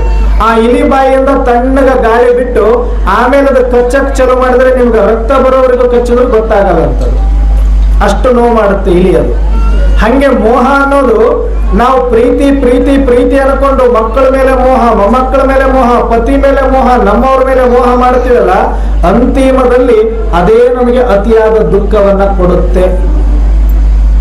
ನಮಗೆ ದುಃಖ ಕೊಡೋರು ಹೊರಗಿನವ್ರು ಯಾರೂ ದುಃಖ ಕೊಡಲ್ಲ. ನಾವ್ ಅನ್ಕೊಂಡ್ವಿ ನಮ್ಮ ದುಃಖಕ್ಕ ಪಕ್ಕದ ಮನೆಯವ್ರ ಕಾರಣ, ನಮ್ಮ ದುಃಖಕ್ಕ ಬೇರೆಯವ್ರ ಕಾರಣ. ಇಲ್ಲ, ನಮ್ಮ ದುಃಖಕ್ಕೆ ಯಾರು ನಮ್ಮವರು ಅಂತ ಬಹಳ ಹಚ್ಚಿಕೊಂಡು ಪ್ರೀತಿ ಮಾಡಿವಿ ಅಂತ ಮೋಹದ ಬಂಧನದಲ್ಲಿ ಸಿಕ್ಕಾಕೊಂಡಿದೀವಿ, ಅವರೇ ನಮಗೆ ಒಂದು ದಿನ ಅತಿಯಾದ ಹೆಚ್ಚು ದುಃಖವನ್ನ ಕೊಡುವವರು. ಅದಕ್ಕೆ ಅದನ್ನ ವಿಕಾರ ಅಂತ ಕರೀತಾರೆ. ಹಂಗೆ ನಾವೆಲ್ಲ ಮೋಹಕ್ಕೆ ಒಳಗಾಗಿರುವವರು. ಕಾಮ, ಕ್ರೋಧ, ಲೋಭ, ಮೋಹ. ಇನ್ನೊಂದಿದೆ ಅಹಂಕಾರ. ಈ ಅಹಂಕಾರ ಅನ್ನೋದು ನಮಗೆ ಗೊತ್ತಿಲ್ಲದಂಗನೆ ನಮ್ಮ ಒಳಗಡೆ ಪ್ರವೇಶ ಮಾಡಿದೆ.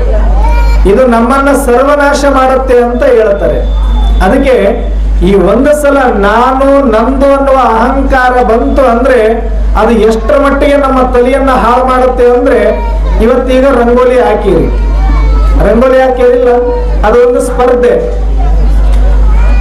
ಸ್ಪರ್ಧೆಯಲ್ಲಿ ಚೆನ್ನಾಗಿ ಇದೆ, ಇದಕ್ಕೆ ಬಹಳ ಚಂದ ಬಣ್ಣ ತುಂಬಿದ್ದಾರೆ, ಬಹಳ ಚಂದ ಡಿಸೈನ್ ಮಾಡಿದರೆ, ಬಹಳ ಚಂದ ಕಾಣ್ತಾ ಇದೆ ಅಂತ ನಾವು ಪ್ರೈಸ್ ಕೊಡ್ತೀವಿ, 1, 2, 3. ಆದ್ರೆ ಪರಿಶ್ರಮ ಎಲ್ಲರೂ ಪಟ್ಟಿದಾರೋ ಪಟ್ಟಿಲ್ವೋ? ಎಲ್ಲರೂ ಪರಿಶ್ರಮ ಪಟ್ಟಿದ್ದಾರೆ, ಎಲ್ಲರೂ ಕೂಡ ಕಷ್ಟಪಟ್ಟಿದ್ದಾರೆ, ಎಲ್ಲರಿಗೂ ಕೂಡ ಎಲ್ಲರ ಆಶೀರ್ವಾದನೂ ಸಿಕ್ಕಿರುತ್ತೆ. ಅವರಿಗೆ ಬಹುಮಾನ ಈಗ ಕೊಡ್ತಾರಲ್ಲ ಅನ್ನೋರು ಇವಾಗೆಲ್ಲ ಸಿಕ್ಕಿರೋದು. ಹಾಕಿದವ್ರಿಗೆ ಕೇಳ್ರಿ ಯಾವಾಗ ಬಹುಮಾನ ಸಿಕ್ಕಿದೆ ಅಂದ್ರೆ, ಅವ್ರು ಹಾಕುವಾಗ ಬಂದು ನಿಂತು 4 ಜನ ನೋಡ್ತಾ ಇರ್ತಾರೆ, ಒಳಗಡೆ ಖುಷಿಯಿಂದ ಹಾಕ್ತಾ ಇರ್ತಾರಲ್ಲ, ಆ ಖುಷಿ ಆದಾಗಲೇ ಅವ್ರಿಗೆ ಬಹುಮಾನ ಸಿಕ್ಕಿಬಿಟ್ಟಿದೆ. ಆ ಚಿಕ್ಕ ಮಕ್ಕಳು ನೋಡಿದ್ರೆ, ನಾನು ಸಣ್ಣ ಮಕ್ಕಳು ಕೂಡ ಹಾಕಿದ್ದಾರೆ ಆ ಕಡೆ ಮೂಲೆಯಲ್ಲಿ. ಅಂದ್ರೆ ಹಾಕುವಾಗ ಏನು ಸಂಭ್ರಮ ಪಡ್ತಾರೆ, ಹಾಕುವಾಗ ಇನ್ನೊಬ್ರು ನೋಡುವಾಗ ಏನು ಆಶೀರ್ವಾದ ಸಿಗ್ತದಲ್ಲ, ಅವಾಗೆ ಅವರೆಲ್ಲರಿಗೆ ಬಹುಮಾನ ಸಿಕ್ಕಿದೆ. ಆದ್ರೆ ಅದರೊಳಗಡೆನೆ ಯಾರು ಸ್ವಲ್ಪ ಚಂದ ಹಾಕಿದರೆ, ಯಾರು ಚಂದ ಮುಗಿಸಿದ್ದಾರೆ ಅಂತ ಅವರಿಗೆ ಸುಮ್ಮನೆ ತಾತ್ಕಾಲಿಕ ನಾವು ಬಹುಮಾನ ಕೊಡ್ಬೋದು. ಆದ್ರೆ ನನಗೇ ಸಿಗಬೇಕು, ನಮ್ಮವ್ರಿಗೆ ಸಿಗಬೇಕು ಅಂದ್ರೆ ಅದು ಅಹಂಕಾರ ಆಗಿ ಪರಿವರ್ತನೆ ಆಗಿಬಿಡುತ್ತದೆ.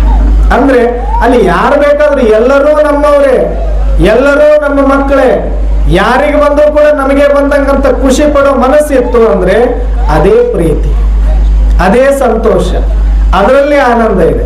ಅದಕ್ಕೆ ಅಹಂಕಾರದಿಂದ ಸುಟ್ಟಷ್ಟು ಮನುಷ್ಯನನ್ನ ಜಗತ್ತಿನಲ್ಲಿ ಮತ್ಯಾವ ಬೆಂಕಿನೂ ಕೂಡ ಸುಡೋದಿಲ್ಲ ಅಂತ. ಸತ್ತಾಗ ಚಿತೆ ಬೆಂಕಿ ಇಟ್ಟರೆ ಬದುಕಿದ್ದಾಗ ಯಾವುದು ನಮಗೆ ದೊಡ್ಡ ಚಿಂತೆ ಅಂದ್ರೆ ಅಹಂಕಾರನೇ ನಮಗೆ ದೊಡ್ಡ ಚಿಂತೆ ಮಾಡಕ್ ಹಚ್ಚುತ್ತ. ಅದಕ್ಕೆ ಅಹಂಕಾರವು ಒಂದು ವಿಕಾರ ಅಂತ ಹೇಳ್ತಾರೆ. ಈ ಪಂಚ ವಿಕಾರಗಳಿಗಾಗಿ ಯಾರು ಪ್ರತಿನಿತ್ಯ ಬಡದಾಡ್ತಾ ಇದ್ದೀವಿ ನಾವೇ ಪ್ರಾಪಂಚಿಕರು ಅಂತ ಹೇಳ್ತಾರೆ. ಇನ್ನು ಪರಮಾರ್ಥಿಗಳು, ಈಗ ಅಪ್ಪವರಿದ್ದಾರೆ, ಪೂಜ್ಯರಿದ್ದಾರೆ, ಸ್ವಾಮೀಜಿಗಳಿದ್ದಾರೆ.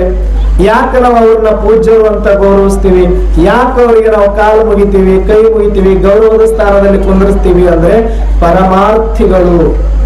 ಯಾರು ಪರಮಾರ್ಥಿಗಳು ಅಂದ್ರೆ ಪರಮಾರ್ಥದ ಸಾಧನೆಯಲ್ಲಿರುವವರು, ಆಧ್ಯಾತ್ಮ ಮಾರ್ಗದಲ್ಲಿ ಇರುವವರು. ಪರಮ ಅಂದ್ರೆ ಶ್ರೇಷ್ಠ, ಅರ್ಥ ಅಂದ್ರೆ ಸಂಪತ್ತು. ಶ್ರೇಷ್ಠವಾದ ಸಂಪತ್ತಿನಿಂದ ಯಾರು ಆ ಸಾಧನೆಯನ್ನ ಮಾಡ್ತಾ ಇದ್ದಾರೋ ಅವರನ್ನ ಪರಮಾರ್ಥಿಗಳು, ಆಧ್ಯಾತ್ಮ ಜೀವಿಗಳು ಅಂತ ಕರೀತಾರೆ. ಈಗ ಬಹಳಷ್ಟು ಪೂಜ್ಯರನ್ನ, ಗುರುಗಳನ್ನ ನೀವು ನೋಡ್ರಿ, ಇಂದಿನ ಕಾಲದಿಂದಲೂ ಕೂಡ ಅವ್ರ ಹತ್ರ ಏನು ಬಹಳ ದೊಡ್ಡ ಆಸ್ತಿ ಅಂತಸ್ತು ಇರಬೇಕಂತಿಲ್ಲ. ಅವ್ರ ಕೊಳ್ಳಾಗ ಒಂದು ಬರೀ ಕೈಚೀಲ ಯಾಕಿರೋದಕ್ಕ, ಒಂದು ಕಮಂಡ್ಲ ಯಾಕಿರೋದಕ್ಕ, ಮೈ ಮೇಲೆ ಒಂದು ಸುಮ್ಮನೆ ವಸ್ತ್ರ ಇದ್ದರೆ ಸಾಕು ಅವರಿಗೆ ಪೂಜ್ಯ ಸ್ಥಾನ, ಗೌರವ ಸ್ಥಾನ ಕೊಡ್ತಾ ಇದ್ವಿ. ಅವ್ರೇನ್ ದೊಡ್ಡ ಆಸ್ತಿವಂತರೇ ಆಗಿರ್ಬೇಕಂತಿಲ್ಲ. ಯಾಕಂದ್ರೆ ಅವ್ರು ನಮ್ಮ ತರ ಹೊರಗಿನ ಆಸ್ತಿಗಾಗಿ ಬಡದಾಡ್ತಾ ಇರಲಿಲ್ಲ. ಒಳಗಿನ ಅಂತರಾತ್ಮದ ಅರ್ಥ ಯಾವ ಸಂಪಾದನೆ ಇದೆಯೋ ಆತ್ಮದ ಸಂಪಾದನೆಯನ್ನ ಮಾಡ್ತಾ ಇದ್ರು. ಹಾಗಾಗಿ ಅವರನ್ನ ಪೂಜ್ಯ ಭಾವದಿಂದ ಜಗತ್ತು ಕಾಣುತ್ತಾ ಇತ್ತು. ಅವರಿಗೆಲ್ಲ ಪರಮಾರ್ಥಿಗಳು ಅಂತ ಕರೀತಾರೆ. ಹಂಗಂತ ಪರಮಾರ್ಥಿಗಳಾಗಬೇಕು ಅಂದ್ರೆ ಎಲ್ಲರೂ ಪೂಜ್ಯರಂಗನೇ ಆಗಬೇಕು ಅಥವಾ ಇನ್ನು ಎಷ್ಟೋ ಜನ ಸನ್ಯಾಸಿಗಳೇ ಆಗಬೇಕು, ಎಷ್ಟೋ ಜನ ಮನೆನೇ ಬಿಡ್ಬೇಕಾ ಅಂತ ಕೇಳಿದ್ರ ಇಲ್ಲ. ಯಾರು ಬೇಕಾದ್ರೂ, ಎಲ್ಲಿ ಬೇಕಾದ್ರೂ, ಯಾವಾಗ ಬೇಕಾದ್ರೂ ಪರಮಾರ್ಥ ಸಾಧನೆಯನ್ನ ಮಾಡ್ಲಿಕ್ಕೆ ಅವಕಾಶ ಇದೆ. ನೀವು ನಿಮ್ಮ ಮನೆಯಲ್ಲೇ ಇದ್ದು ಒಂದಷ್ಟು ಒಳ್ಳೆ ಸಾತ್ವಿಕ ಜೀವನವನ್ನು ಅಳವಡಿಸಿಕೊಂಡು ಆ ಪರಮಾತ್ಮನ ನೆನಪಲ್ಲಿ ದಿನವನ್ನ ಆರಂಭ ಮಾಡಿ ಪ್ರತಿನಿತ್ಯ ಒಂದಷ್ಟು ಸತ್ಸಂಗವನ್ನ ಮಾಡ್ತಾ ನಿಮ್ಮ ಜೀವನದಲ್ಲಿ ಕಾಯಕವನ್ನ ಮಾಡ್ತಾ ಆ ಪರಮಾತ್ಮ ಧ್ಯಾನದಲ್ಲಿ ಜೀವನವನ್ನ ಕಳೆಯೋದೇನಿದೆ ಅದೇ ಪರಮಾರ್ಥ ಅಂತ ಹೇಳ್ತಾರೆ. ಅದಕ್ಕೆ ಪರಮಾರ್ಥ ಜೀವನಕ್ಕೂ ಪ್ರಪಂಚ ಜೀವನಕ್ಕೂ ಏನು ವ್ಯತ್ಯಾಸ ಅಂತ ಒಬ್ಬರು ಕೇಳಿದ್ರು. ನೋಡಿ, ಶಾಂತ ಆಯ್ತದು ಮಗು. ಪ್ರಪಂಚ ಪರಮಾರ್ಥ ಏನು ವ್ಯತ್ಯಾಸ ಅಂತ ಕೇಳಿದ್ರಂತೆ. ಈ ಪ್ರಪಂಚಿಕರು ಇಲ್ಲಿ ನಾವಿದ್ದೀವಿ, ಪರಮಾರ್ಥಿಗಳು ಇದ್ದೀವಿ. ಆದ್ರೆ ಯಾರು ಪ್ರಪಂಚಿಕರು, ಯಾರು ಪರಮಾರ್ಥಿಗಳು ಅಂತ ಈಗ ನಾನು ಹೇಳಿದೆ. ಇದರಲ್ಲಿ 5 ವಿಷಯಗಳಿಗಾಗಿನೇ ನಾವು ಬಡದಾಡ್ತಾ ಇದ್ದೀವಿ ಅಂದ್ರೆ ನಾವು ಪ್ರಾಪಂಚಿಕರು. ಇದು ಬಿಟ್ಟು ಇನ್ನೂ ಒಂದು ಜೀವನ ಇದೆ. ನಮ್ಮ ಅಂತರಾತ್ಮವನ್ನ ಬೆಳಗಿಸಿಕೊಳ್ಳುವ, ಪರಮಾತ್ಮನನ್ನ ಸ್ಮರಣೆ ಮಾಡಿ ಬದುಕನ್ನ ಸಾರ್ಥಕ ಮಾಡಿಕೊಳ್ಳುವ ಅಧ್ಯಾತ್ಮ ಮಾರ್ಗದಲ್ಲಿ ನಡೆದ್ರೆ ಅದು ಕೂಡ ಒಂದು ಸಾರ್ಥಕ ಜೀವನ ಮಾಡಿದಂಗಾಗತ್ತೆ. ಸಂಸಾರದಲ್ಲಿದ್ದು ಕೂಡ ಪರಮಾರ್ಥವನ್ನ ಮಾಡಬಹುದು ಅಂತ ಯಾರು ಮಾಡ್ತಾರೆ ಅಂತ ಪರಮಾರ್ಥಿಗಳು ಕೂಡ ಇದ್ದಾರೆ. ಅವಾಗ ಕೆಲವರು ಕೇಳಿದ್ರಂತ, ಈ ಪ್ರಪಂಚಿಕರು ಪರಮಾರ್ಥಿಗಳಿಗೆ ಏನು ವ್ಯತ್ಯಾಸ ಅಂತ ಕೇಳಿದ್ರಂತ. ಅವಾಗ ಇಂಥ ಪೂಜ್ಯರು ಒಂದು ಉದಾಹರಣೆ ಮುಖಾಂತರ ಅದನ್ನ ಅರ್ಥ ಮಾಡಿಸಿದ್ರು. ಸ್ವಲ್ಪ ಕರ್ಕೊಂಡೋಗಿ ಒಂದು ವಾಕ್ ಮಾಡ್ಕೊಂಬರಿ, ಎಲ್ಲರಿಗೂ ಡಿಸ್ಟರ್ಬ್ ಮಾಡಬಾರ್ದು. ಕರ್ಕೊಂಡೋಗಿ ಒಂದು ವಾಕ್ ಮಾಡ್ಕೊಂಬರಿ, ಮಗನು ಸುಮ್ಮನೆ ಆಗುತ್ತೆ. ಪ್ರಪಂಚಿಕರಿಗೆ ಪರಮಾರ್ಥಿಗಳಿಗೆ ಏನು ವ್ಯತ್ಯಾಸ ಅಂದ್ರೆ ಪೂಜ್ಯರು ಹೇಳ್ತಾರೆ, ಒಂದು ಏನೂ ಇಲ್ಲ, ಪ್ರಪಂಚಿಕರು ಪರಮಾರ್ಥಿಗಳು ಅಂದ್ರೆ ಒಂದು ಕಬ್ಬು ತಿಂದಂಗ ಅಷ್ಟೇ ಅಂತ ಹೇಳಿದ್ರಂತೆ. ಯಾಕಂದ್ರೆ ನಿಮ್ಮಲ್ಲಿ ಬರೀ ಕಬ್ಬು ಬೆಳಿತಾರಲ್ಲ, ಅದಕ್ಕೆ ಆ ಗುರುಗಳು ಏನ್ ಹೇಳಿದ್ರು, ಕಬ್ಬು ತಿಂದಂಗ ಅಂದ್ರ. ಪ್ರಪಂಚಿಕರು ಕಬ್ಬು ತಿಂತಾರೆ, ಪರಮಾರ್ಥಿಗಳು ಕಬ್ಬು ತಿಂತಾರೆ. ಆದ್ರೆ ಕಬ್ಬು ತಿಂದಂಗೆ ಸ್ವಲ್ಪ ವ್ಯತ್ಯಾಸ ಏನು ಅಂದ್ರೆ ಪ್ರಪಂಚಿಕರು ಆ ಕಬ್ಬನ್ನು ಬುಡದಿಂದ ತಿಂತಾರೆ, ಪರಮಾರ್ಥಿಗಳು ಅವರು ಕಬ್ಬು ತಿಂತಾರೆ, ಮೇಲೆ ತುದಿಯಿಂದ ತಿನ್ಕೊಂಡು ಬರ್ತಾರೆ. ಏನ್ ಅರ್ಥ ಆಗ್ಲಿಲ್ಲ ನಮ್ಗೆ ಹೆಂಗಿದು ಅಂದ್ರ. ಅಮ್ಮಗ ಅರ್ಥ ಆಗಿತ್ತಿಲ್ಲ, ಯಾರು ಹೆಂಗ ಆಗ್ತಾರ, ಯಾಕಂದ್ರೆ ಬುಡದಿಂದಾನೇ ಕಬ್ಬು ತಿಂದಾರ ಅವರೆಲ್ಲ. ಏಮ ಪ್ರಪಂಚ ಹೆಂಗೈತೆ ಮೊದಲು. ಈಗ ಕಬ್ಬಿನ ಬುಡ ಹೆಂಗಿರ್ತದೆ ಹೇಳ್ರಿ, ಸಿಹಿ ಇರ್ತೈತೆ ಇಲ್ಲ? ಮೊದಲನೇ ಗಣಿಕೆ ಅಂತಾರೆ ಏನಂತೀರಿ ನೀವು? ನಾವು ಮೊದಲನೇ ಗಣಿಕೆ ಅಂತೀವಿ. ಒಂದು ಗಂಟು ಬರುತ್ತಲ್ಲ, ಅಲ್ಲಿ ಕೆಳಗಿಂದಕ್ಕೆಲ್ಲ ಒಂದು ಗಣಿಕೆ ಅಂತೀವಿ. ಏನಂತಾರೆ ನಿಮ್ ಕಡೆ? ಏನಂತೀರಿ? ಮಾತಾಡ್ಬೇಕು. ಗಣಿಕೆ ಅಂತಾರೆ. ಅರ್ಥ ಆಗತ್ತಾ? ಯಾಕಂದ್ರೆ ಭಾಷೆ ಚೇಂಜ್ ಆದ್ರೆ ಅರ್ಥ ಆಗಲ್ಲ, ಅದಕ್ಕೆ ಕೇಳಾಗತ್ತೆ. ಮೊದಲನೇ ಗಣಿಕೆ ಒಳಗಿರುವಷ್ಟು ರುಚಿ ಎರಡನೇ ಗಣಿಕೆ ಒಳಗೆ ಇರ್ತದ? 2ನೇ ಗಣಿಕೆ ಒಳಗಿದ್ದಷ್ಟು 3ನೇ ಗಣಿಕೆ ಒಳಗಿರ್ತದ. 3ನೇ ಗಣಿಕೆಯಿಂದ 4ನೇ ಗಣಿಕೆ ಬರೋದ್ರ ಸ್ವಲ್ಪ ಸಪ್ಪಗಾಗ್ತದೆ, ಆಮೇಲೆ ಸ್ವಾಗಿ ಬರ್ತದೆ. ಪ್ರಾಪಂಚಿಕರದ ಹೆಂಗಿರ್ತದ ಜೀವನ ಅಂದ್ರೆ ಮೊದಲು ಬುಡದಿಂದ ಆರಂಭ ಮಾಡ್ತಾರೆ ತಿನ್ನಕ, ಬಹಳ ರುಚಿ, ಬಹಳ ಚಂದ, ಬಹಳ ಆನಂದ ಇರ್ತದೆ. ಯಮ್ಮ ನಿನ್ನ ಕನ್ಯೆ ನೋಡಕ್ ವರ ನೋಡಕ್ ಹೋಗಿದ್ದೆ, ಕನ್ಯೆ ನೋಡಕ್ ಅಪ್ಪ ಬಂದಿದ್ದ, ನಿನಗೆ ಬಂದಿದ್ದಿಲ್ಲ ಅಪ್ಪ ಮತ್ತೆ ನೀನ್ ನೋಡಕ? ಹೆಂಗಿತ್ತ ಅವಾಗ ಖುಷಿ, ಮಜಾ ಇತ್ತಲ್ಲ? ನಾಚ್ಕೊಳ್ಳೋದೇನೋ ಮಾಡ್ಕೊಳ್ಳೋದೇನೋ. ಹೊಸದಾಗಿ ಮದುವೆ ಆದಾಗಂತೂ ಜಗತ್ತೇ ಕಾಣಂಗಿಲ್ಲ. ಯಾವ್ದಾರ ದೇವಸ್ಥಾನಕ್ಕೆ ಹೋಗಿದ್ರ ಮದುವೆ ಆದ್ಮೇಲೆ? ಹೋಗಿದ್ರ? ಯಾವ ದೇವಸ್ಥಾನಕ್ಕೆ ಹೋಗಿದ್ರಿ? ಮೊದಲು ಎಷ್ಟು ಹಸಿ ಇರ್ತದ, ಎಷ್ಟು ರುಚಿ ಇರ್ತದ. ಎಲ್ಲರಿಗೂ ಮತ್ತೆ ಬರೀ ಅಜ್ಜಿಗೆ ಹೇಳಕತ್ತಿ ಅನ್ಬೇಡ್ರಿ, ನಿಮ್ಮದು ಇದು ಕತಿ. ಹೊಸದಾಗಿ ಮದುವೆ ಇದ್ದಾಗ ಹುಡುಗಿ ನೋಡಕ್ ಹೋದಾಗ ಹುಡುಗ ನೋಡಿ ಬಂದಾಗ ಹೆಂಗಿರ್ತದ? ಅವಾಗಿನ ಕಾಲಕ್ಕೆ ಫೋನ್ ಇದ್ದಿಲ್ಲ, ಅಜ್ಜಿ ಫೋನ್ ಇದ್ರೆ ಕತಿನೇ ಬೇರೆ ಇರ್ತದ. ಅವಾಗ ಮದುವೆ ಆದ್ಮೇಲೆ ಮೊದಲು ಎಷ್ಟು ಚಂದ ಇರ್ತದಂದ್ರೆ ಹೇಳ್ತಾರ, ನಿನ್ನ ಬಿಟ್ರೆ ನಾನಿಲ್ಲ, ನನ್ನ ಬಿಟ್ರೆ ನೀ ಇಲ್ಲ, ನೀನಾ ನನಗೆಲ್ಲ, ನೀನಾ ಜೀವ. ಎಲ್ಲಿ ತನಕ? ಚಂದ 1 ವರ್ಷ ಕಳೆಯ ತನಕ, ಒಂದು ಮಗ ಬರೋ ತನಕ. ಒಂದು ಬಂತು ಅಂದ್ರೆ ಒಂದು ಗಣಿಕೆ ಸರಿತು ಅಂತ ಅರ್ಥ. ಇಂದ್ರ ನೀನೆ, ಚಂದ್ರ ನೀನೆ, ನಿನ್ನ ಬಿಟ್ಟ ನಾನಿಲ್ಲ, ನನ್ನ ಬಿಟ್ಟ ನೀನಿಲ್ಲ. ಎಲ್ಲಿ ತನಕ? ಒಂದು ಗಣಿಕೆ ಸರಿಯೋ ತನಕ ಅಷ್ಟೇ. ಒಂದು ಮಗು ಬಂತಂದ್ರೆ ಸರಿ ಆಕಡೆ ಅಂತಾರ. ಯಾಕಂದ್ರೆ ಮಗನ ಕಡೆಗೆ ಹೋಯ್ತು ಪ್ರೀತಿ, ಅದು ಪೂರ್ತಿ ಅವಾಗ ಗಂಡನ ಹೆಂಡತಿ ಮೇಲೆ, ಹೆಂಡತಿದ ಗಂಡನ ಮೇಲೆ ಇರುತ್ತೆ. ಮಗ ಬಂತು ಅಂದ್ರೆ ಅರ್ಧ ಅಲ್ಲಿ ಕಿತ್ಕೊಂಡು ಇಲ್ಲಿ ಹೋಗ್ತದೆ, ಪೂರ್ತಿನೇ ಹೋಗ್ತದೆ. ಒಂದು 10% ಸುಮ್ಮನೆ ಇರ್ತದಿಲ್ಲ ಅಷ್ಟೇ. ಒಂದು ಮಗನ ಮೇಲೆ ಅವಾಗ ಏನಾಯ್ತು? ಪ್ರೀತಿ ಹೋಯ್ತು. 2ನೇ ಗಣಿಕೆ ಬಂದಾಗ ಸ್ವಲ್ಪ ಆಲೆ ಏನಾಯ್ತು? ಆ ರುಚಿ ಇದ್ದಷ್ಟು ಕಡಿಮೆ ಆಯ್ತು 2ನೇ ವರ್ಷ. ಮತ್ತೆ 2ನೇ ವರ್ಷ ಕಳೆದ 3ನೇ ವರ್ಷ ಬಂತಂದ್ರೆ ಇನ್ನೊಂದು ಮಗು ಬಂತು ಅಂದ್ರೆ ಮತ್ತೊಂದು ಗಣಿಕೆ ಸರಿತಲ್ಲಿ. ಅವಾಗ ಮೊದಲಿದ್ದಷ್ಟು ರುಚಿ, ಮೊದಲಿದ್ದಷ್ಟು ಆನಂದ ಅಲ್ಲಿ ಇರೋದಿಲ್ಲ. 1, 2, 3 ಮಕ್ಕಳಾಗಿ ಒಂದು 4 ವರ್ಷ ಕಳೆದ್ರ ಆತಿ. ಗಂಡನ ಮುಖ ಹೆಂಡತಿ ನೋಡಕ್ಕಿರಲ್ಲ, ಹೆಂಡತಿ ಮುಖ ಗಂಡನ ನೋಡಕ್ಕಿರಲ್ಲ. ಅವಾಗ ಮಕ್ಕಳದೇ ಚಿಂತೆ, ಯಾವ ಸ್ಕೂಲಿಗೆ ಹಾಕೋಣ, ಎಲ್ಲಿ ಮಾಡೋಣ, ಏನ್ ಮಾಡೋಣ, ಅದಂಗಾತು ಇದಿಂಗಾತು, ನನಗೆ ಯಾಕೆ ಜೊತೆ ಆಯ್ತು. ಅಲ್ಲಿಂದ ಚಲವಾಯ್ತು 3ನೇ ಗಣಿಕೆ 4ನೇ ಗಣಿಕೆ. ಮ್ಯಾಲೆ ಹೋಗ್ತಾ ಹೋಗ್ತಾ ಏನ್ ಬರ್ತದ? ಆ ಸಿಹಿ ಕಡಿಮೆ ಆಗಿ ಸಪ್ಪಗಾಗಕ್ ಚಲವಾಗತ್ತೆ. ಒಂದು 10 ವರ್ಷ ಆಯ್ತು ಜೀವನ ಅಂತಂದ್ರೆ ಅವಾಗಿದ್ದಷ್ಟು ರುಚಿ ಇವಾಗ ಇರ್ತೈತಿ. ಏನೋ ಮಾಡ್ಕೊಂಡಿವಲ್ಲ, ಕಟ್ಗಂಡು ತಪ್ಪಿಗೆ ಬದುಕಬೇಕು ಅಂತ ಇವ್ರಂತಾರ, ಯಾವ ಕರ್ಮಕ್ಕೆ ಇದು ಗಂಟು ಬಿತ್ತು ಅಂತ ಅವ್ರಂತಾರ. ಮೊದಲೇನಂದಿರ್ತಾರ, ನಿನ್ನ ಬಿಟ್ಟು ನಾನಿಲ್ಲ, ನನ್ನ ಬಿಟ್ಟು ನೀನಿಲ್ಲ, ನೀನಾ ನನ್ನ ಜೀವ ಅಂತಾರ. ಯಾಕಾದ್ರೂ ಗಂಟು ಬಿತ್ತು ಅಂತ ಇದು ಈ ಕಡೆ ತಿರುಗಿರ್ತದೆ, ಇದು ಈ ಕಡೆ ತಿರುಗಿರ್ತದೆ. 3ನೇ ಗಣಿಕೆ 4ನೇ ಗಣಿಕೆ ಇದು ಸಪ್ಪ ಇರ್ತದೆ. ಇನ್ನು ಸ್ವಲ್ಪ ಮ್ಯಾಲೆ ಹೋಯ್ತು, ಏನಾದ್ರೂ ಪೆಟ್ಟು ಬೆಳಗಾಡದು ಬಿತ್ತು ಅಂತ ತಿಳ್ಕೊಳ್ರಿ, ಆಯ್ತು ಉಳಿ ಬಂದ್ಬಿಡ್ತದೆ ಅಲ್ಲಿ ಸ್ವಾಗಿ. ನೀವೇನ್ ರೊಕ್ಕ ಕೊಟ್ಟು ತಗೊಳಂಗಿಲ್ಲ, ಸ್ವಾಗಿ ಮುರಿದು ಒಗರು ಬಿಡ್ತೀರಿ. ನಮ್ ಕಡೆ ಹಂಗಿಲ್ಲ, ಒಂದು ತಗೋಬೇಕಂದ್ರೆ 80 ರೂಪಾಯಿ ಕೊಡ್ಬೇಕ ನಾವು. ಯಾವ್ದು ಒಗಿತೀರಿ ಅದ್ರಾಗ? ಕೆಳಗಿಂದ ತಿನ್ಕೊಂತ ಬಂದದು ಉಳಿ ಇದ್ರು ಒಂದ್ ಸ್ವಲ್ಪ ಬಾಯಿಗೆ ಇಟ್ಕೊಂಡು ಒಗಿಬೇಕು ನಾವು. ಯಾಕಂದ್ರೆ ರೊಕ್ಕ ಕೊಟ್ಟು ತಗೊಂಡು ತಪ್ಪಿಗೆ ಅದು ಸ್ವಾಗಿ ಇರ್ತದೆ, ಅದು ತಿನ್ನಂಗಿಲ್ಲ, ಉಗುಳಂಗಿಲ್ಲ. ಹೆಂಗಾಗೈತಿ ಈಗ ಜೀವನ ಲಾಸ್ಟ್ಗೆ ಹೆಂಗಾಗಿರ್ತದಂದ್ರ ಕಟ್ಗಂಡು ತಪ್ಪಿಗೆ ಬದುಕಬೇಕು. ಬದುಕಿಲ್ಲ ಅಂದ್ರೆ 4 ಜನ ಏನಾರು ಅಂತಾರಂತ ಸುಮ್ಮನೆ ಒಂದಂಗ. ಇದು ಪ್ರಾಪಂಚಿಕ ಜೀವನ ಅಂತ, ಬುಡದಿಂದ ತಿಂದಂಗಿದು. ಇನ್ನು ಪರಮಾರ್ಥ ಜೀವನ ಅದು ಕೂಡ ಕಬ್ಬು ತಿಂದಂಗೆ ಹೆಂಗ ಅಂದ್ರೆ ಸ್ವಾಗಿ ಕಡೆಯಿಂದ ತಿಂದಂಗಂತದ್ದು.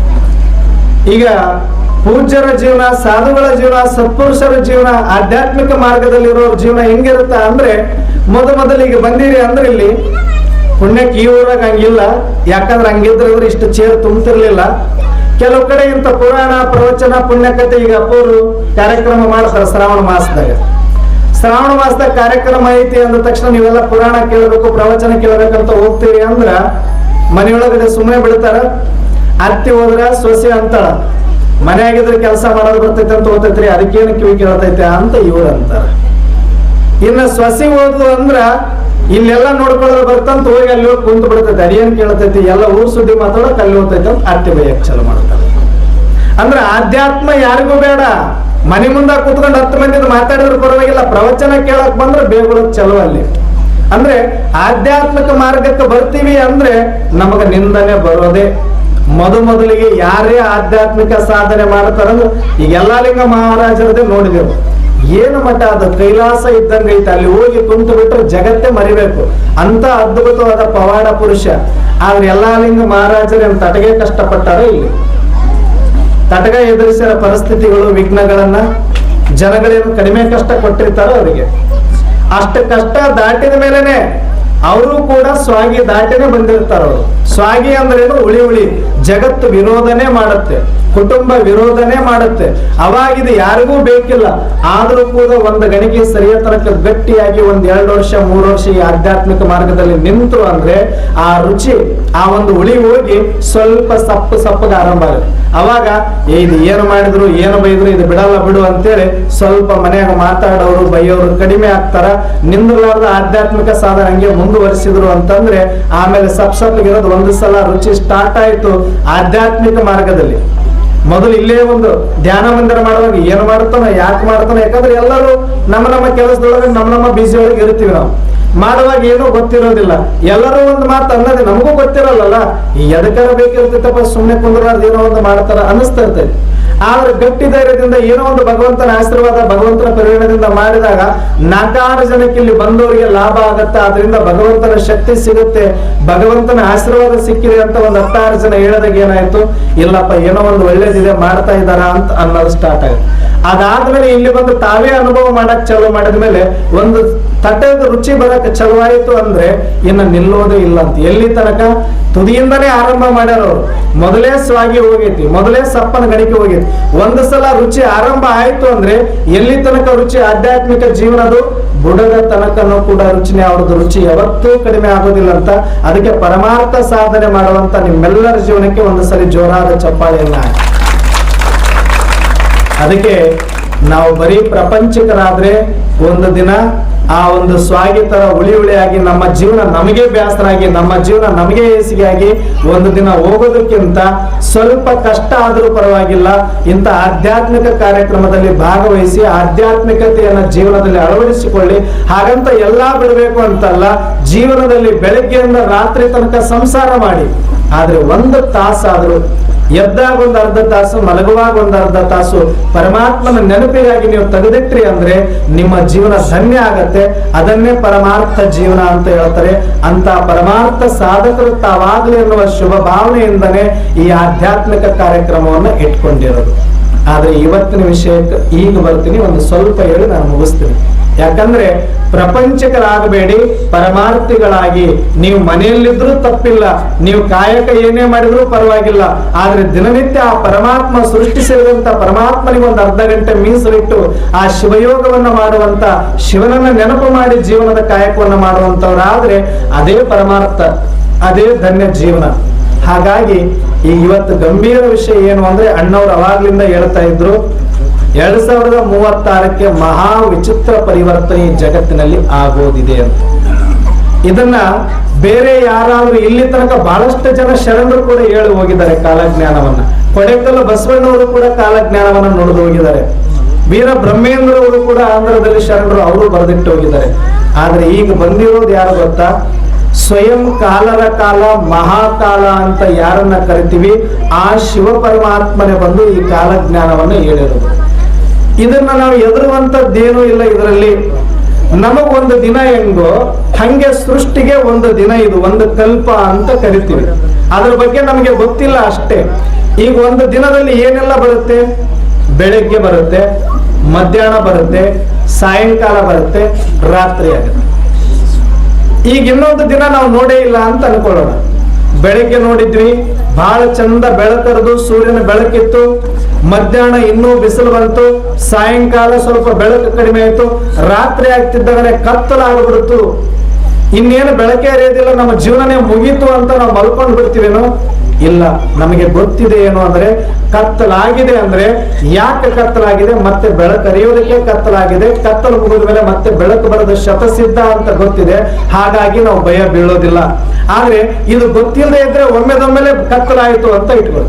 ಈಗ ರಾತ್ರಿ 6 ಗಂಟೆ ಮೇಲೆ ಕತ್ತಲಾಯಿತು, ನಮಗೆ ಭಯ ಇಲ್ಲ. ಇನ್ನು ನಾಳೆ ಬೆಳಿಗ್ಗೆ 10 ಗಂಟೆಗೆ ಕತ್ತಲಾಯಿತು ಅಂತ ಇಟ್ಕೊಳ್ಳಿ, ನಿಮಗೆ ಭಯ ಸ್ಟಾರ್ಟ್ ಆಗತ್ತಾ? ಇಲ್ಲ. ಯಾಕೆ? ಅದು ಅಸಂಭವ. ಆ ತರದ್ದು ನಮ್ಮ ಜೀವನದಲ್ಲಿ ನಾವು ನೋಡಿಲ್ಲ. ಹಾಗಾಗಿ ಹಂಗ ಅಸಂಭವ ನಾವು ನೋಡದೇ ಇರೋದು ಆದಾಗ ಏನಾಗತ್ತಾ? ನಮಗೆ ಭಯ ಪಡ್ತೀವಿ. ಅದಕ್ಕೆ ಪರಮಾತ್ಮ ಹೇಳ್ತಾರೆ, ನೀವು ಭಯ ಪಡುವಂತದ್ದೇನಿಲ್ಲ. ಒಂದು ದಿನದಲ್ಲಿ ಬೆಳಿಗ್ಗೆ ಮಧ್ಯಾಹ್ನ ಸಾಯಂಕಾಲ ರಾತ್ರಿ ಹಿಂಗ 4 ಹಂತಗಳಿದೆಯೋ, ಹೆಂಗೆ ಬಾಲ್ಯ ಯೌವನ ಮುಪ್ಪು ಸಾವು ಅಂತ 4 ಹಂತಗಳಿದೆಯೋ, ಇಡೀ ಸೃಷ್ಟಿಗೂ ಕೂಡ ಬಾಲ್ಯ, ಯೌವನ, ಮುಪ್ಪು, ಅಂತ್ಯ ಅನ್ನೋದಿದೆ.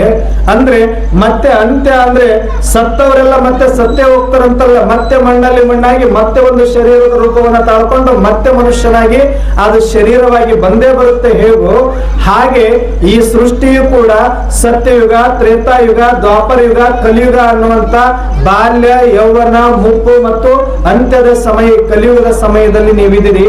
ಈಗ ಬೆಳಕರಿದಿತ್ತು, ಮಧ್ಯಾಹ್ನ ಆಗಿತ್ತು, ಸಾಯಂಕಾಲ ಮುಗಿತು, ಈಗ ಗಾಢ ಅಂಧಕಾರ ಅಜ್ಞಾನದ ರಾತ್ರಿಯಲ್ಲಿದ್ದೀರಿ. ಇವಾಗ ಏನಾಗ್ತಾ ಇದೆ ಅಂದ್ರೆ ಮತ್ತೆ ಬೆಳಕರಿಯುವ ಸಮಯ ಬಂದಿದೆ. ಬೆಳಕರಿಯುವ ಸಮಯ ಬಂದಿರೋದ್ರಿಂದ ಈ ಭೂಮಿ ಮತ್ತೆ ಸತೋ ಪ್ರಧಾನ ಆಗಬೇಕು, ಈ ನೀರು ಸತೋ ಪ್ರಧಾನ ಆಗಬೇಕು, ನೀರು ಸ್ವಚ್ಛ ಆಗಬೇಕು, ಭೂಮಿ ಸ್ವಚ್ಛ ಆಗಬೇಕು, ಗಾಳಿ ಸ್ವಚ್ಛ ಆಗಬೇಕು. ಈಗ ನಾವೆಲ್ಲರೂ ಕೂಡ ನಮ್ಮ ಮಕ್ಕಳು ಇದ್ದಾರೆ, ಈಗ ಆ ಮಕ್ಕಳಿಂದ ಎಷ್ಟು ವರ್ಷ ಬದುಕಬೇಕು? ಇನ್ನೂ 100 ವರ್ಷ ಬದುಕಿ ಬಾಳಬೇಕು. ಇವತ್ತು ಏನು ಖುಷಿ ಇದೆ ಹೇಳಿ ಜೀವನದಲ್ಲಿ? ಏನು ಅವರಿಗೆ ಒಳ್ಳೆಯದನ್ನು ಉಳಿಸಿದೀವಿ? ಇವತ್ತು ಊಟ ಮಾಡಿದ್ರು ಊಟದಲ್ಲಿ ವಿಷ, ಒಂದು ಹಣ್ಣು ತಿಂದ್ರು ಹಣ್ಣಿನಲ್ಲಿ ವಿಷ, ನೀರು ಕುಡಿದ್ರು ನೀರಲ್ಲಿ ವಿಷ, ಗಾಳಿ ಕುಡಿದ್ರು ಗಾಳಿಯಲ್ಲಿ ವಿಷ. ಏನು ಒಳ್ಳೆಯದಿದೆ ಅಂತ ಆ ಮಕ್ಕಳು ಒಳ್ಳೆ ರೀತಿಯಲ್ಲಿ ಬದುಕ್ತಾರೆ ಅನ್ನುವಂತ ಯಾವ ಗ್ಯಾರಂಟಿ ನಿಮಗಿದೆ ಹೇಳಿ? ಏನಿದೆ ಎಲ್ಲ ವಿಷ. ಮನುಷ್ಯ ಇವತ್ತು ಸ್ವಾರ್ಥಕ್ಕಾಗಿ ಏನು ಕ್ರಿಮಿನಾಶಕಗಳನ್ನ ಹೊಡಿತಾ ಇದ್ದಾರೆ ಅಂದ್ರೆ ಸ್ವತಃ ವಿಷವನ್ನೇ ತಿಂತಾ ಇದೀವಿ ಅನ್ನೋ ಮಟ್ಟಿಗೆ ಇವತ್ತು ನಾವೆಲ್ಲರೂ ಕೂಡ ನಮ್ಮ ಊಟದಲ್ಲಿ ಅರ್ಧಕ್ಕರ್ಧ ವಿಷವನ್ನ ಹಾಕಿಕೊಂಡು ಕೂತೀವಿ. ಇವತ್ತು ಇನ್ನ ಸ್ವಲ್ಪ ದಿನ ಹೋದ್ರೆ ಈ ಗಾಳಿ ಇಷ್ಟು ಸ್ವಚ್ಛಂದವಾದ ಗಾಳಿ ನಮಗೆ ಸಿಗೋದಿಲ್ಲ. ಇವಾಗ ಬೆನ್ನಿಗೊಂದು ಬಾಟಲ್ ಹಾಕೊಂಡು ಹೋಗುವಂತ ಪರಿಸ್ಥಿತಿ ಬರ್ತೈತಿ. ನೀರಿಗೆ ಹೆಂಗ ಬಾಟ್ಲ ಒಳಗೆ ತಗೊಂಡು ಹೋಗ್ತೀವಿ, ಹಂಗ ಗಾಳಿನೂ ಒಂದು ಬಾಟ್ಲ ಒಳಗೆ ತುಂಬಿಕೊಂಡು ಹೋಗುವಂತ ಕಾಲ ಬರುತ್ತೆ. ಗಾಳಿನೂ ಕೆಟ್ಟೋಗಿದೆ, ನೀರು ಕೆಟ್ಟೋಗಿದೆ. ಇನ್ನು ಎಷ್ಟು ಕಾಲ ಬದುಕಿ ನಮಗೆ ಆಯುಷ್ಯ ಇದ್ರೂ ಕೂಡ ಒಳ್ಳೆ ವಾತಾವರಣ ಇಲ್ಲ ಅಂದ್ರೆ ನಾವು ಜೀವನ ಸಾಗಿಸಕ್ಕೆ ಹೆಂಗಾಗತ್ತೆ? ಅದಕ್ಕೆ ಪರಮಾತ್ಮ ಹೇಳ್ತಾನೆ, ಇದು ಏನು ಕೆಟ್ಟು ಹೋಗೋದಿಲ್ಲ, ಪೂರ್ತಿ ಕೆಟ್ಟಿದೆ ಅಂದ್ರೆ ಮತ್ತೆ ಅದು ಸ್ವಚ್ಛ ಮಾಡ್ಲಿಕ್ಕೆ ಈ ಪ್ರಕೃತಿಗೆ ಶಕ್ತಿ ಇದೆ. ಆದ್ರೂ ಒಂದು ಸಲ ಇದು ಸ್ವಚ್ಛ ಆದ್ರೆ 5,000 ವರ್ಷದ ತನಕ ಮತ್ತೆ ಸ್ವಚ್ಛ ಆಗುವ ಅವಶ್ಯಕತೆ ಇಲ್ಲ. 5,000 ವರ್ಷಕ್ಕೆ ಒಂದು ಸಲ ಇದು ಏನಾಗುತ್ತೆ? ಭೂಮಿ ಸ್ವಚ್ಛ ಆಗಬೇಕು, ನೀರು ಸ್ವಚ್ಛ ಆಗಬೇಕು, ಗಾಳಿ ಸ್ವಚ್ಛ ಆಗಬೇಕು, ಆಕಾಶವು ಸ್ವಚ್ಛ ಆಗಬೇಕು. ಅಂತ ಸ್ವಚ್ಛ ಆದ ಪ್ರಪಂಚದಲ್ಲಿ ಮತ್ತೆ ನೀವು ಸಾಕ್ಷಾತ್ ದೇವಿ ದೇವತೆಗಳಾಗಿ ಸತೋ ಪ್ರಧಾನ ಜೀವನವನ್ನ ಲಕ್ಷ್ಮೀನಾರಾಯಣ ಸ್ವರೂಪರಾಗಿ ನೀವೇ ಇಲ್ಲಿ ಜನ್ಮವನ್ನ ಪಡಿತೀರಿ. ಯಾರೂ ಹೆದರ್ಬೇಕಾಗಿಲ್ಲ. ಆದ್ರೆ ಈಗ ಇದು ಎಲ್ಲವೂ ಕೂಡ ಒಂದು ಸಲ ಸ್ವಚ್ಛ ಆಗಬೇಕು ಅಂದ್ರೆ ಎಲ್ಲವೂ ಒಂದು ಸಲ ಹಿಂಗ ಮುಳುಗಿ ಹಿಂಗ ತೇಲುತ್ತೆ. ಮನೆ ತೊಳಿಬೇಕು ಅಂದ್ರೆ ಏನ್ ಮಾಡ್ಬೇಕು? ಮನೆಯೊಳಗೆ ಎಲ್ಲರೂ ಇದ್ದು ಮನೆ ತೊಳಿತೀನಿ ಅಂದ್ರೆ ಆಗತ್ತ? ಈಗ ಹಬ್ಬ ಹುಣ್ಣಿಮೆ ಬರುತ್ತೆ, ದಸರಾ ದೀಪಾವಳಿ ಬಂದಾಗ ಮನೆಯೆಲ್ಲ ಸ್ವಚ್ಛ ಮಾಡ್ತೀರಿ. ಅವಾಗ ಏನ್ ಮಾಡ್ತೀರಿ? ಮನೆಗಿರೋರಿಗೆಲ್ಲ ಮೊದಲೇ ಹೇಳ್ತೀರಿ, ನೀವು ಇವತ್ತೆಲ್ಲ ಹೊರಗೆ ಹೋಗ್ಬಿಡ್ರಿ, ಬರಕ್ಕೆ ಹೋಗ್ಬೇಡ್ರಿ, ನಾವು ಮನೆ ಸ್ವಚ್ಛ ಮಾಡ್ತೀವಿ. ನೀವು ಮನೆ ಸ್ವಚ್ಛ ಮಾಡಕತ್ತ ಮಧ್ಯದಲ್ಲಿ ಬಂದ್ರೆ ಏನ್ ಮಾಡ್ತೀರಿ? ಬರಕ್ ಬಿಡ್ತೀರಾ? ಅವ್ರಿಗೆ ನೀವು ಊಟ ಹೊರಗಿಟ್ಟಿ ನೋಡಿ, ಅಲ್ಲೇ ಉಂಡು ಅಲ್ಲೇ ಹೋಗ್ಬಿಡ, ನಾವು ಸ್ವಚ್ಛ ಮಾಡತ್ತಾನ ಮನೆಗೆ ಬರಬೇಡ ಅಂತೀರಿ. ಸಾಮಾನೆಲ್ಲ ತೆಗೆದು ಹೊರಗೆ ಹಾಕ್ತೀರಿ. ಒಂದು ಕಡೆಯಿಂದ ಸ್ವಚ್ಛ ಗೂಡಿಸ್ಕೊಂಡು ಬಂದು ಸ್ವಚ್ಛ ಮಾಡಿ ಮತ್ತೆ ಸಾಮಾನೆಲ್ಲ ತೊಳೆದು ಹೆಂಗ ಜೋಡಿಸ್ತೀರಿ. ಇದು ಒಂದು ತರ ಪ್ರಕೃತಿಗೆ ದೀಪಾವಳಿ ಇದ್ದಂಗೆ. ಎಲ್ಲರನ್ನ ನಿಮ್ಮನ್ನ ಸ್ವಲ್ಪ ಕಾಲಕ್ಕಾಗಿ ಈ ಜಾಗದಿಂದ ಬೇರೆ ಕಡೆ ಇಟ್ಟು ಈ ಪ್ರಪಂಚ ಎಲ್ಲ ಸ್ವಚ್ಛ ಮಾಡಿ ಇದು ಸ್ವಚ್ಛ ಆದ್ಮೇಲೆ ಮತ್ತೆ ನಿಮ್ಮನ್ನ ಕರ್ಕೊಂಡು ಬರ್ತೀನಿ ಅಂತ ಪರಮಾತ್ಮ ಹೇಳಿದೆ. ಹಾಗಾಗಿ ಅಲ್ಲಿದೆ ನಮ್ಮ ಮನೆ, ಇಲ್ಲಿಗೆ ಬಂದೆವು ಸುಮ್ಮನೆ ಅಂತ ಏನ್ ಹೇಳ್ತೀವಿ. ಮತ್ತೆ ಎಲ್ಲರೂ ಶರೀರವನ್ನು ಬಿಟ್ಟು ಆತ್ಮ ರೂಪದಲ್ಲಿ ಪರಮಾತ್ಮನ ಹತ್ರ ಹೋಗಿ ಆ ಪರಮಧಾಮದಲ್ಲಿ ಇದ್ದು ಈ ಮತ್ತೆ ಪ್ರಕೃತಿ ಸ್ವಚ್ಛ ಆದ್ಮೇಲೆ ಮತ್ತೆ ನಾವು ಶರೀರವನ್ನು ತಗೊಂಡು ಮತ್ತೆ ಇಲ್ಲಿ ಪಾತ್ರ ಮಾಡಲೇಬೇಕು. ಇದು ಯಾವತ್ತೂ ಕೂಡ ಪ್ರಪಂಚ ಅನ್ನುವಂಥದ್ದು ಸಂಪೂರ್ಣವಾಗಿ ನಾಶ ಆಗೋದಿಲ್ಲ. ಇಲ್ಲಿ ಯಾವತ್ತೂ ಭೂಮಿ ಇರುತ್ತೆ, ಯಾವತ್ತೂ ನೀರು ಇರುತ್ತೆ, ಯಾವತ್ತೂ ಗಾಳಿ ಇರುತ್ತೆ, ಯಾವತ್ತೂ ಜೀವನ ಇರುತ್ತೆ, ಯಾವತ್ತೂ ನಾವು ಇರ್ತೀವಿ. ಯಾವತ್ತೂ ಇದು ಮುಗಿಯೋದಲ್ಲ. ಸೂರ್ಯ, ಚಂದ್ರ, ನಕ್ಷತ್ರ, ಪಂಚತತ್ವಗಳು ಇವೆಲ್ಲವೂ ಇರುತ್ತೆ. ಆದ್ರೆ ಮಹಾಪರಿವರ್ತನೆ ಆಗುವಂತಹ ಸಮಯ ಬಂದಿದೆ. ಅದಕ್ಕೆ ನೀವು ಆತ್ಮ ಅಂತ ತಿಳಿದು ಪರಮಾತ್ಮನನ್ನ ನೆನಪು ಮಾಡಿದ್ರೆ ಅಂತ ಸಮಯದಲ್ಲಿ ನಿಮ್ಗೆ ಯಾವುದೇ ತೊಂದರೆ ಆಗದಂಗೆ ಮತ್ತೆ ನೀವು ಇದು ಸ್ವಚ್ಛ ಆದ್ಮೇಲೆ ಇಲ್ಲಿ ಜನ್ಮವನ್ನ ಪಡಿತೀರಿ ಅಂತ ಪರಮಾತ್ಮ ಹೇಳುತ್ತೆ. ಯಾಕೆ ನೀವು ಆತ್ಮ ಅಂತ ತಿಳಿಲಾರದ ಪರಮಾತ್ಮನನ್ನ ನೆನಪು ಮಾಡಲಿಲ್ಲ ಅಂತಂದ್ರೆ ಈ ಶರೀರವನ್ನ ಬಿಡುವಾಗ ನಿಮಗೆ ತುಂಬಾ ತ್ರಾಹಿ ನರಕ ಆಗತ್ತೆ. ತ್ರಾಹಿ ನಿಮಗೆ ದುಃಖ ಆಗತ್ತೆ. ಶರೀರ ಬಿಟ್ಟರು ಕೂಡ ಸೂಕ್ಷ್ಮ ಶರೀರ ನಿಮ್ಮನ್ನ ಬಂಧಿಸಿ ಬಿಡುತ್ತೆ. ಹಾಗಾಗಿ ಈ ಆತ್ಮದ ಸ್ಮೃತಿ, ಪರಮಾತ್ಮನ ಸ್ಮೃತಿ ಇದ್ರೆ ಈ ಸ್ಥೂಲ ಶರೀರ, ಸೂಕ್ಷ್ಮ ಶರೀರ ನಿಮಗೆ ಸರಳವಾಗಿ ಬಿಟ್ಟು ನಿಮಗೆ ಆರಾಮವಾಗಿ ಹೋಗ್ಲಿಕ್ಕೆ ಅವಕಾಶ ಮಾಡಿಕೊಡುತ್ತೆ. ಮತ್ತೆ ನೀವು ವಾಪಸ್ ಇಲ್ಲಿಗೆ ಬರ್ಲಿಕ್ಕೂ ಕೂಡ ಅವಕಾಶ ಇರುತ್ತೆ ಅಂತ ಪರಮಾತ್ಮ ಹೇಳ್ತಾರೆ. ಹಾಗಾಗಿ ಇಲ್ಲಿ ಯಾವುದೂ ಕೂಡ ಶಾಶ್ವತವಾಗಿ ಪೂರ್ತಿ. ಈಗ ಒಂದು ಸಿನಿಮಾ ನಡೆಯುತ್ತೆ, ಒಂದು ಸಿನಿಮಾ ನಡೆದಾಗ ಫಸ್ಟ್ ಶೋ ನಡೀತು ಅಂತ ಇಟ್ಕೊಳ್ಳಿ. ಫಸ್ಟ್ ಶೋ ಆದ್ಮೇಲೆ ಏನ್ ಮಾಡ್ತಾರೆ, ಒಂದು ಸಲ ಪೂರ್ತಿ ಎಲ್ಲ ಆ ನಾಟಕ ಏನಾಗುತ್ತೆ ಅದು ಒಂದು ಸಲ ಪೂರ್ತಿ ರೀಲ್ ಎಲ್ಲ ಸುತ್ಕೊಂಡಾದ್ಮೇಲೆ ಆ ಸ್ಟೇಜ್ ಎಲ್ಲ ಕ್ಲೀನ್ ಮಾಡ್ತಾರೆ. ನೋಡಕ್ ಹೋದವ್ರು ಏನ್ ಸುಮ್ಮನೆ ಬಂದಿರ್ತೀರ ನೀವು? ಪಾಪ್ಕಾರ್ನ್ ತಿಂದು ಬಂದು ಹೋಗಿದಿರ್ತೀರಿ, ಜೋಳ ತಿಂದು ಹೋಗಿದಿರ್ತೀರಿ, ಚಾಕ್ಲೇಟ್ ತಿಂದು ಹೋಗಿದಿರ್ತೀರಿ, ಬಿಸ್ಕಟ್ ತಿಂದು ಹೋಗಿದಿರ್ತೀರಿ. ಎರಡನೇ ಶೋ ನೋಡಕ್ ಹೋಗ್ಬೇಕು ಅಂದ್ರೆ ಅದು ಸ್ವಚ್ಛ ಮಾಡ್ಬೇಕೇ ಇಲ್ಲ. ಅವಾಗ ಒಂದು ಸಲ ಏನ್ ಮಾಡ್ತಾರೆ ಅವರು, ಡೋರ್ ಹಾಕಿ ಬಿಡ್ತಾರೆ. ಟಿಕೆಟ್ ತಗೊಂಡು ನೀವು ಹೊರಗಡೆ ಕಾಯ್ತಿರ್ತೀರಿ. ಒಂದು ಶೋ ಮುಗಿದ ತಕ್ಷಣ ಒಳಗಡೆ ಎಲ್ಲ ಕಸ ಗುಡಿಸಿ ಸ್ವಚ್ಛ ಮಾಡಿ ಮತ್ತೆ ಅದೇ ಸೇಮ್ ಎರಡನೇ ಶೋ ಹೆಂಗ ಮಾಡ್ತಾರೋ ಹಂಗೆ ಇಡೀ ಸೃಷ್ಟಿಯಲ್ಲಿ ಈಗ ಈ ಶೋ ಮುಗಿತಾ ಇದೆ, ಇದನ್ನ ಸ್ವಚ್ಛ ಮಾಡಬೇಕಾಗಿದೆ. ಈ ಸಮಯದಲ್ಲಿ ನೀವು ಪರಮಾತ್ಮನನ್ನ ನೆನಪು ಮಾಡ್ತಾ ಇದ್ರೆ ಮತ್ತೆ ಇದು ಸ್ವಚ್ಛ ಮಾಡಿದ ಮೇಲೆ ಮತ್ತೆ ನೀವು ಇಲ್ಲಿಗೆ ಬರ್ತೀರಿ. ಇದು ಪರಮಾತ್ಮ ಮಾಡುವಂತದ್ದಲ್ಲ, ಪ್ರತಿಯೊಬ್ರು ನೀವು ಕೂಡ ಹಿಂಗೆ ಮಾಡೋದು ಅಂತ ಪರಮಾತ್ಮ ಹೇಳ್ತಾರೆ. ಲಾಸ್ಟ್ ಒಂದು ಕಥೆ ಹೇಳಿ, ಇವತ್ತಿನ ಕಾಲಜ್ಞಾನದ ವಿಷಯ ಗಂಭೀರ ಇರೋದ್ರಿಂದ ಇದು ಬಹಳ ಸಹಜ ಅನ್ನೋದು ನೀವು ಅರ್ಥ ಮಾಡ್ಕೊಳ್ಬೇಕು.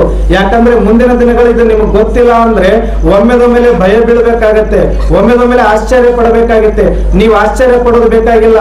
ಇದು ನಮಗೆ ಮೊದಲೇ ಗೊತ್ತಿತ್ತು ಅಂದ್ರೆ ನೀವು ಅವತ್ತು ಯಾವುದೇ ಚಿಂತೆ ಮಾಡುವ ಅವಶ್ಯಕತೆ ಇಲ್ಲ. ಅದಕ್ಕೆ ಇವತ್ತೇ ಹೇಳ್ತಾ ಇದೀವಿ ಇದು. ಈಗ ಒಬ್ಬ ರೈತ ಇರ್ತಾನೆ. ರೈತ ಇದ್ದಾಗ ಮನೆಯಿಂದ ಬೀಜ ತಗೊಂಡು ಹೋಗ್ತಾನೆ ಬಿತ್ತಬೇಕು ಅಂತ. ಬೀಜ ತಗೊಂಡು ಹೋಗಾಗ ಎಷ್ಟಿರುತ್ತೆ, ಇಷ್ಟು ಒಂದು ಸೇರು ತಗೊಂಡು ಹೋಗಿರ್ತಾನ, ಒಂದು 10 ಸೇರು ತಗೊಂಡು ಹೋಗಿರ್ತಾನೆ ಅಂತ ಇಟ್ಕೊಳ್ಳಿ. ಹೋದ್ಮೇಲೆ ಹೊಲ ಸ್ವಚ್ಛ ಮಾಡಿರ್ತಾನೆ, ಏನ್ ಹಂಗೆ ತಗೊಂಡು ಹೋಗ್ಬಿಡ್ತಾನೆ. ಮಳೆ ಆಯ್ತು ಅಂತ ಬೀಜ ಹಂಗೆ ತಗೊಂಡು ಹೋದ್ರ ಆಯ್ತಾ? ಮೊದಲು ಏನ್ ಮಾಡ್ತಾನೆ, ಹೊಲ ಸ್ವಚ್ಛ ಮಾಡಿ ಕಳೆ ತೆಗೆದು ಹದ ಮಾಡಿ ಮಳೆ ಬಂದ ಮೇಲೆ ಅಥವಾ ನೀರು ಬಿಟ್ಟ ಮೇಲೆ ಬೀಜ ತಗೊಂಡೋಗಿ ನಾಟಿ ಮಾಡ್ತಾನೆ. ನಾಟಿ ಮಾಡೋನು ರೈತನೇ. ನಾಟಿ ಮಾಡಿದ್ಮೇಲೆ ಬಂದು ಮನೆಯೊಳಗೆ ಸುಮ್ಮನೆ ಕುತ್ಕೊಂಡ್ಬಿಡ್ತಾನ. ಅದಕ್ಕೆ ಹೋಗಿ ನೀರು ಹರಿಸ್ತಾನೆ. ಅದು 2 ಎಲೆ 4 ಎಲೆ 6 ಎಲೆ ಬೆಳೀತದ. ಬೆಳೆದ ಮೇಲೆ ಅದಕ್ಕೊಂದಷ್ಟು ಗೊಬ್ಬರ ಹಾಕ್ತಾನ, ನೀರ್ ಹಾಕ್ತಾನ, ಮತ್ತೂ ಚಂದ ಬೆಳೀತದ. ನೋಡಿ ಖುಷಿ ಪಡ್ತಾನ. ಆದ್ರೆ ಎಲ್ಲಿ ತನಕ ಬೆಳೆಸ್ತಾರ ಅಂದ್ರೆ ಯಾವ ಬೀಜ ಹಾಕಿದ್ದ ಆ ಬೀಜ ಮತ್ತೆ ಮೇಲೆ ಕಾಣಿಸೋ ತನಕ ಅದನ್ನ ಬೆಳೆಸ್ತಾನ.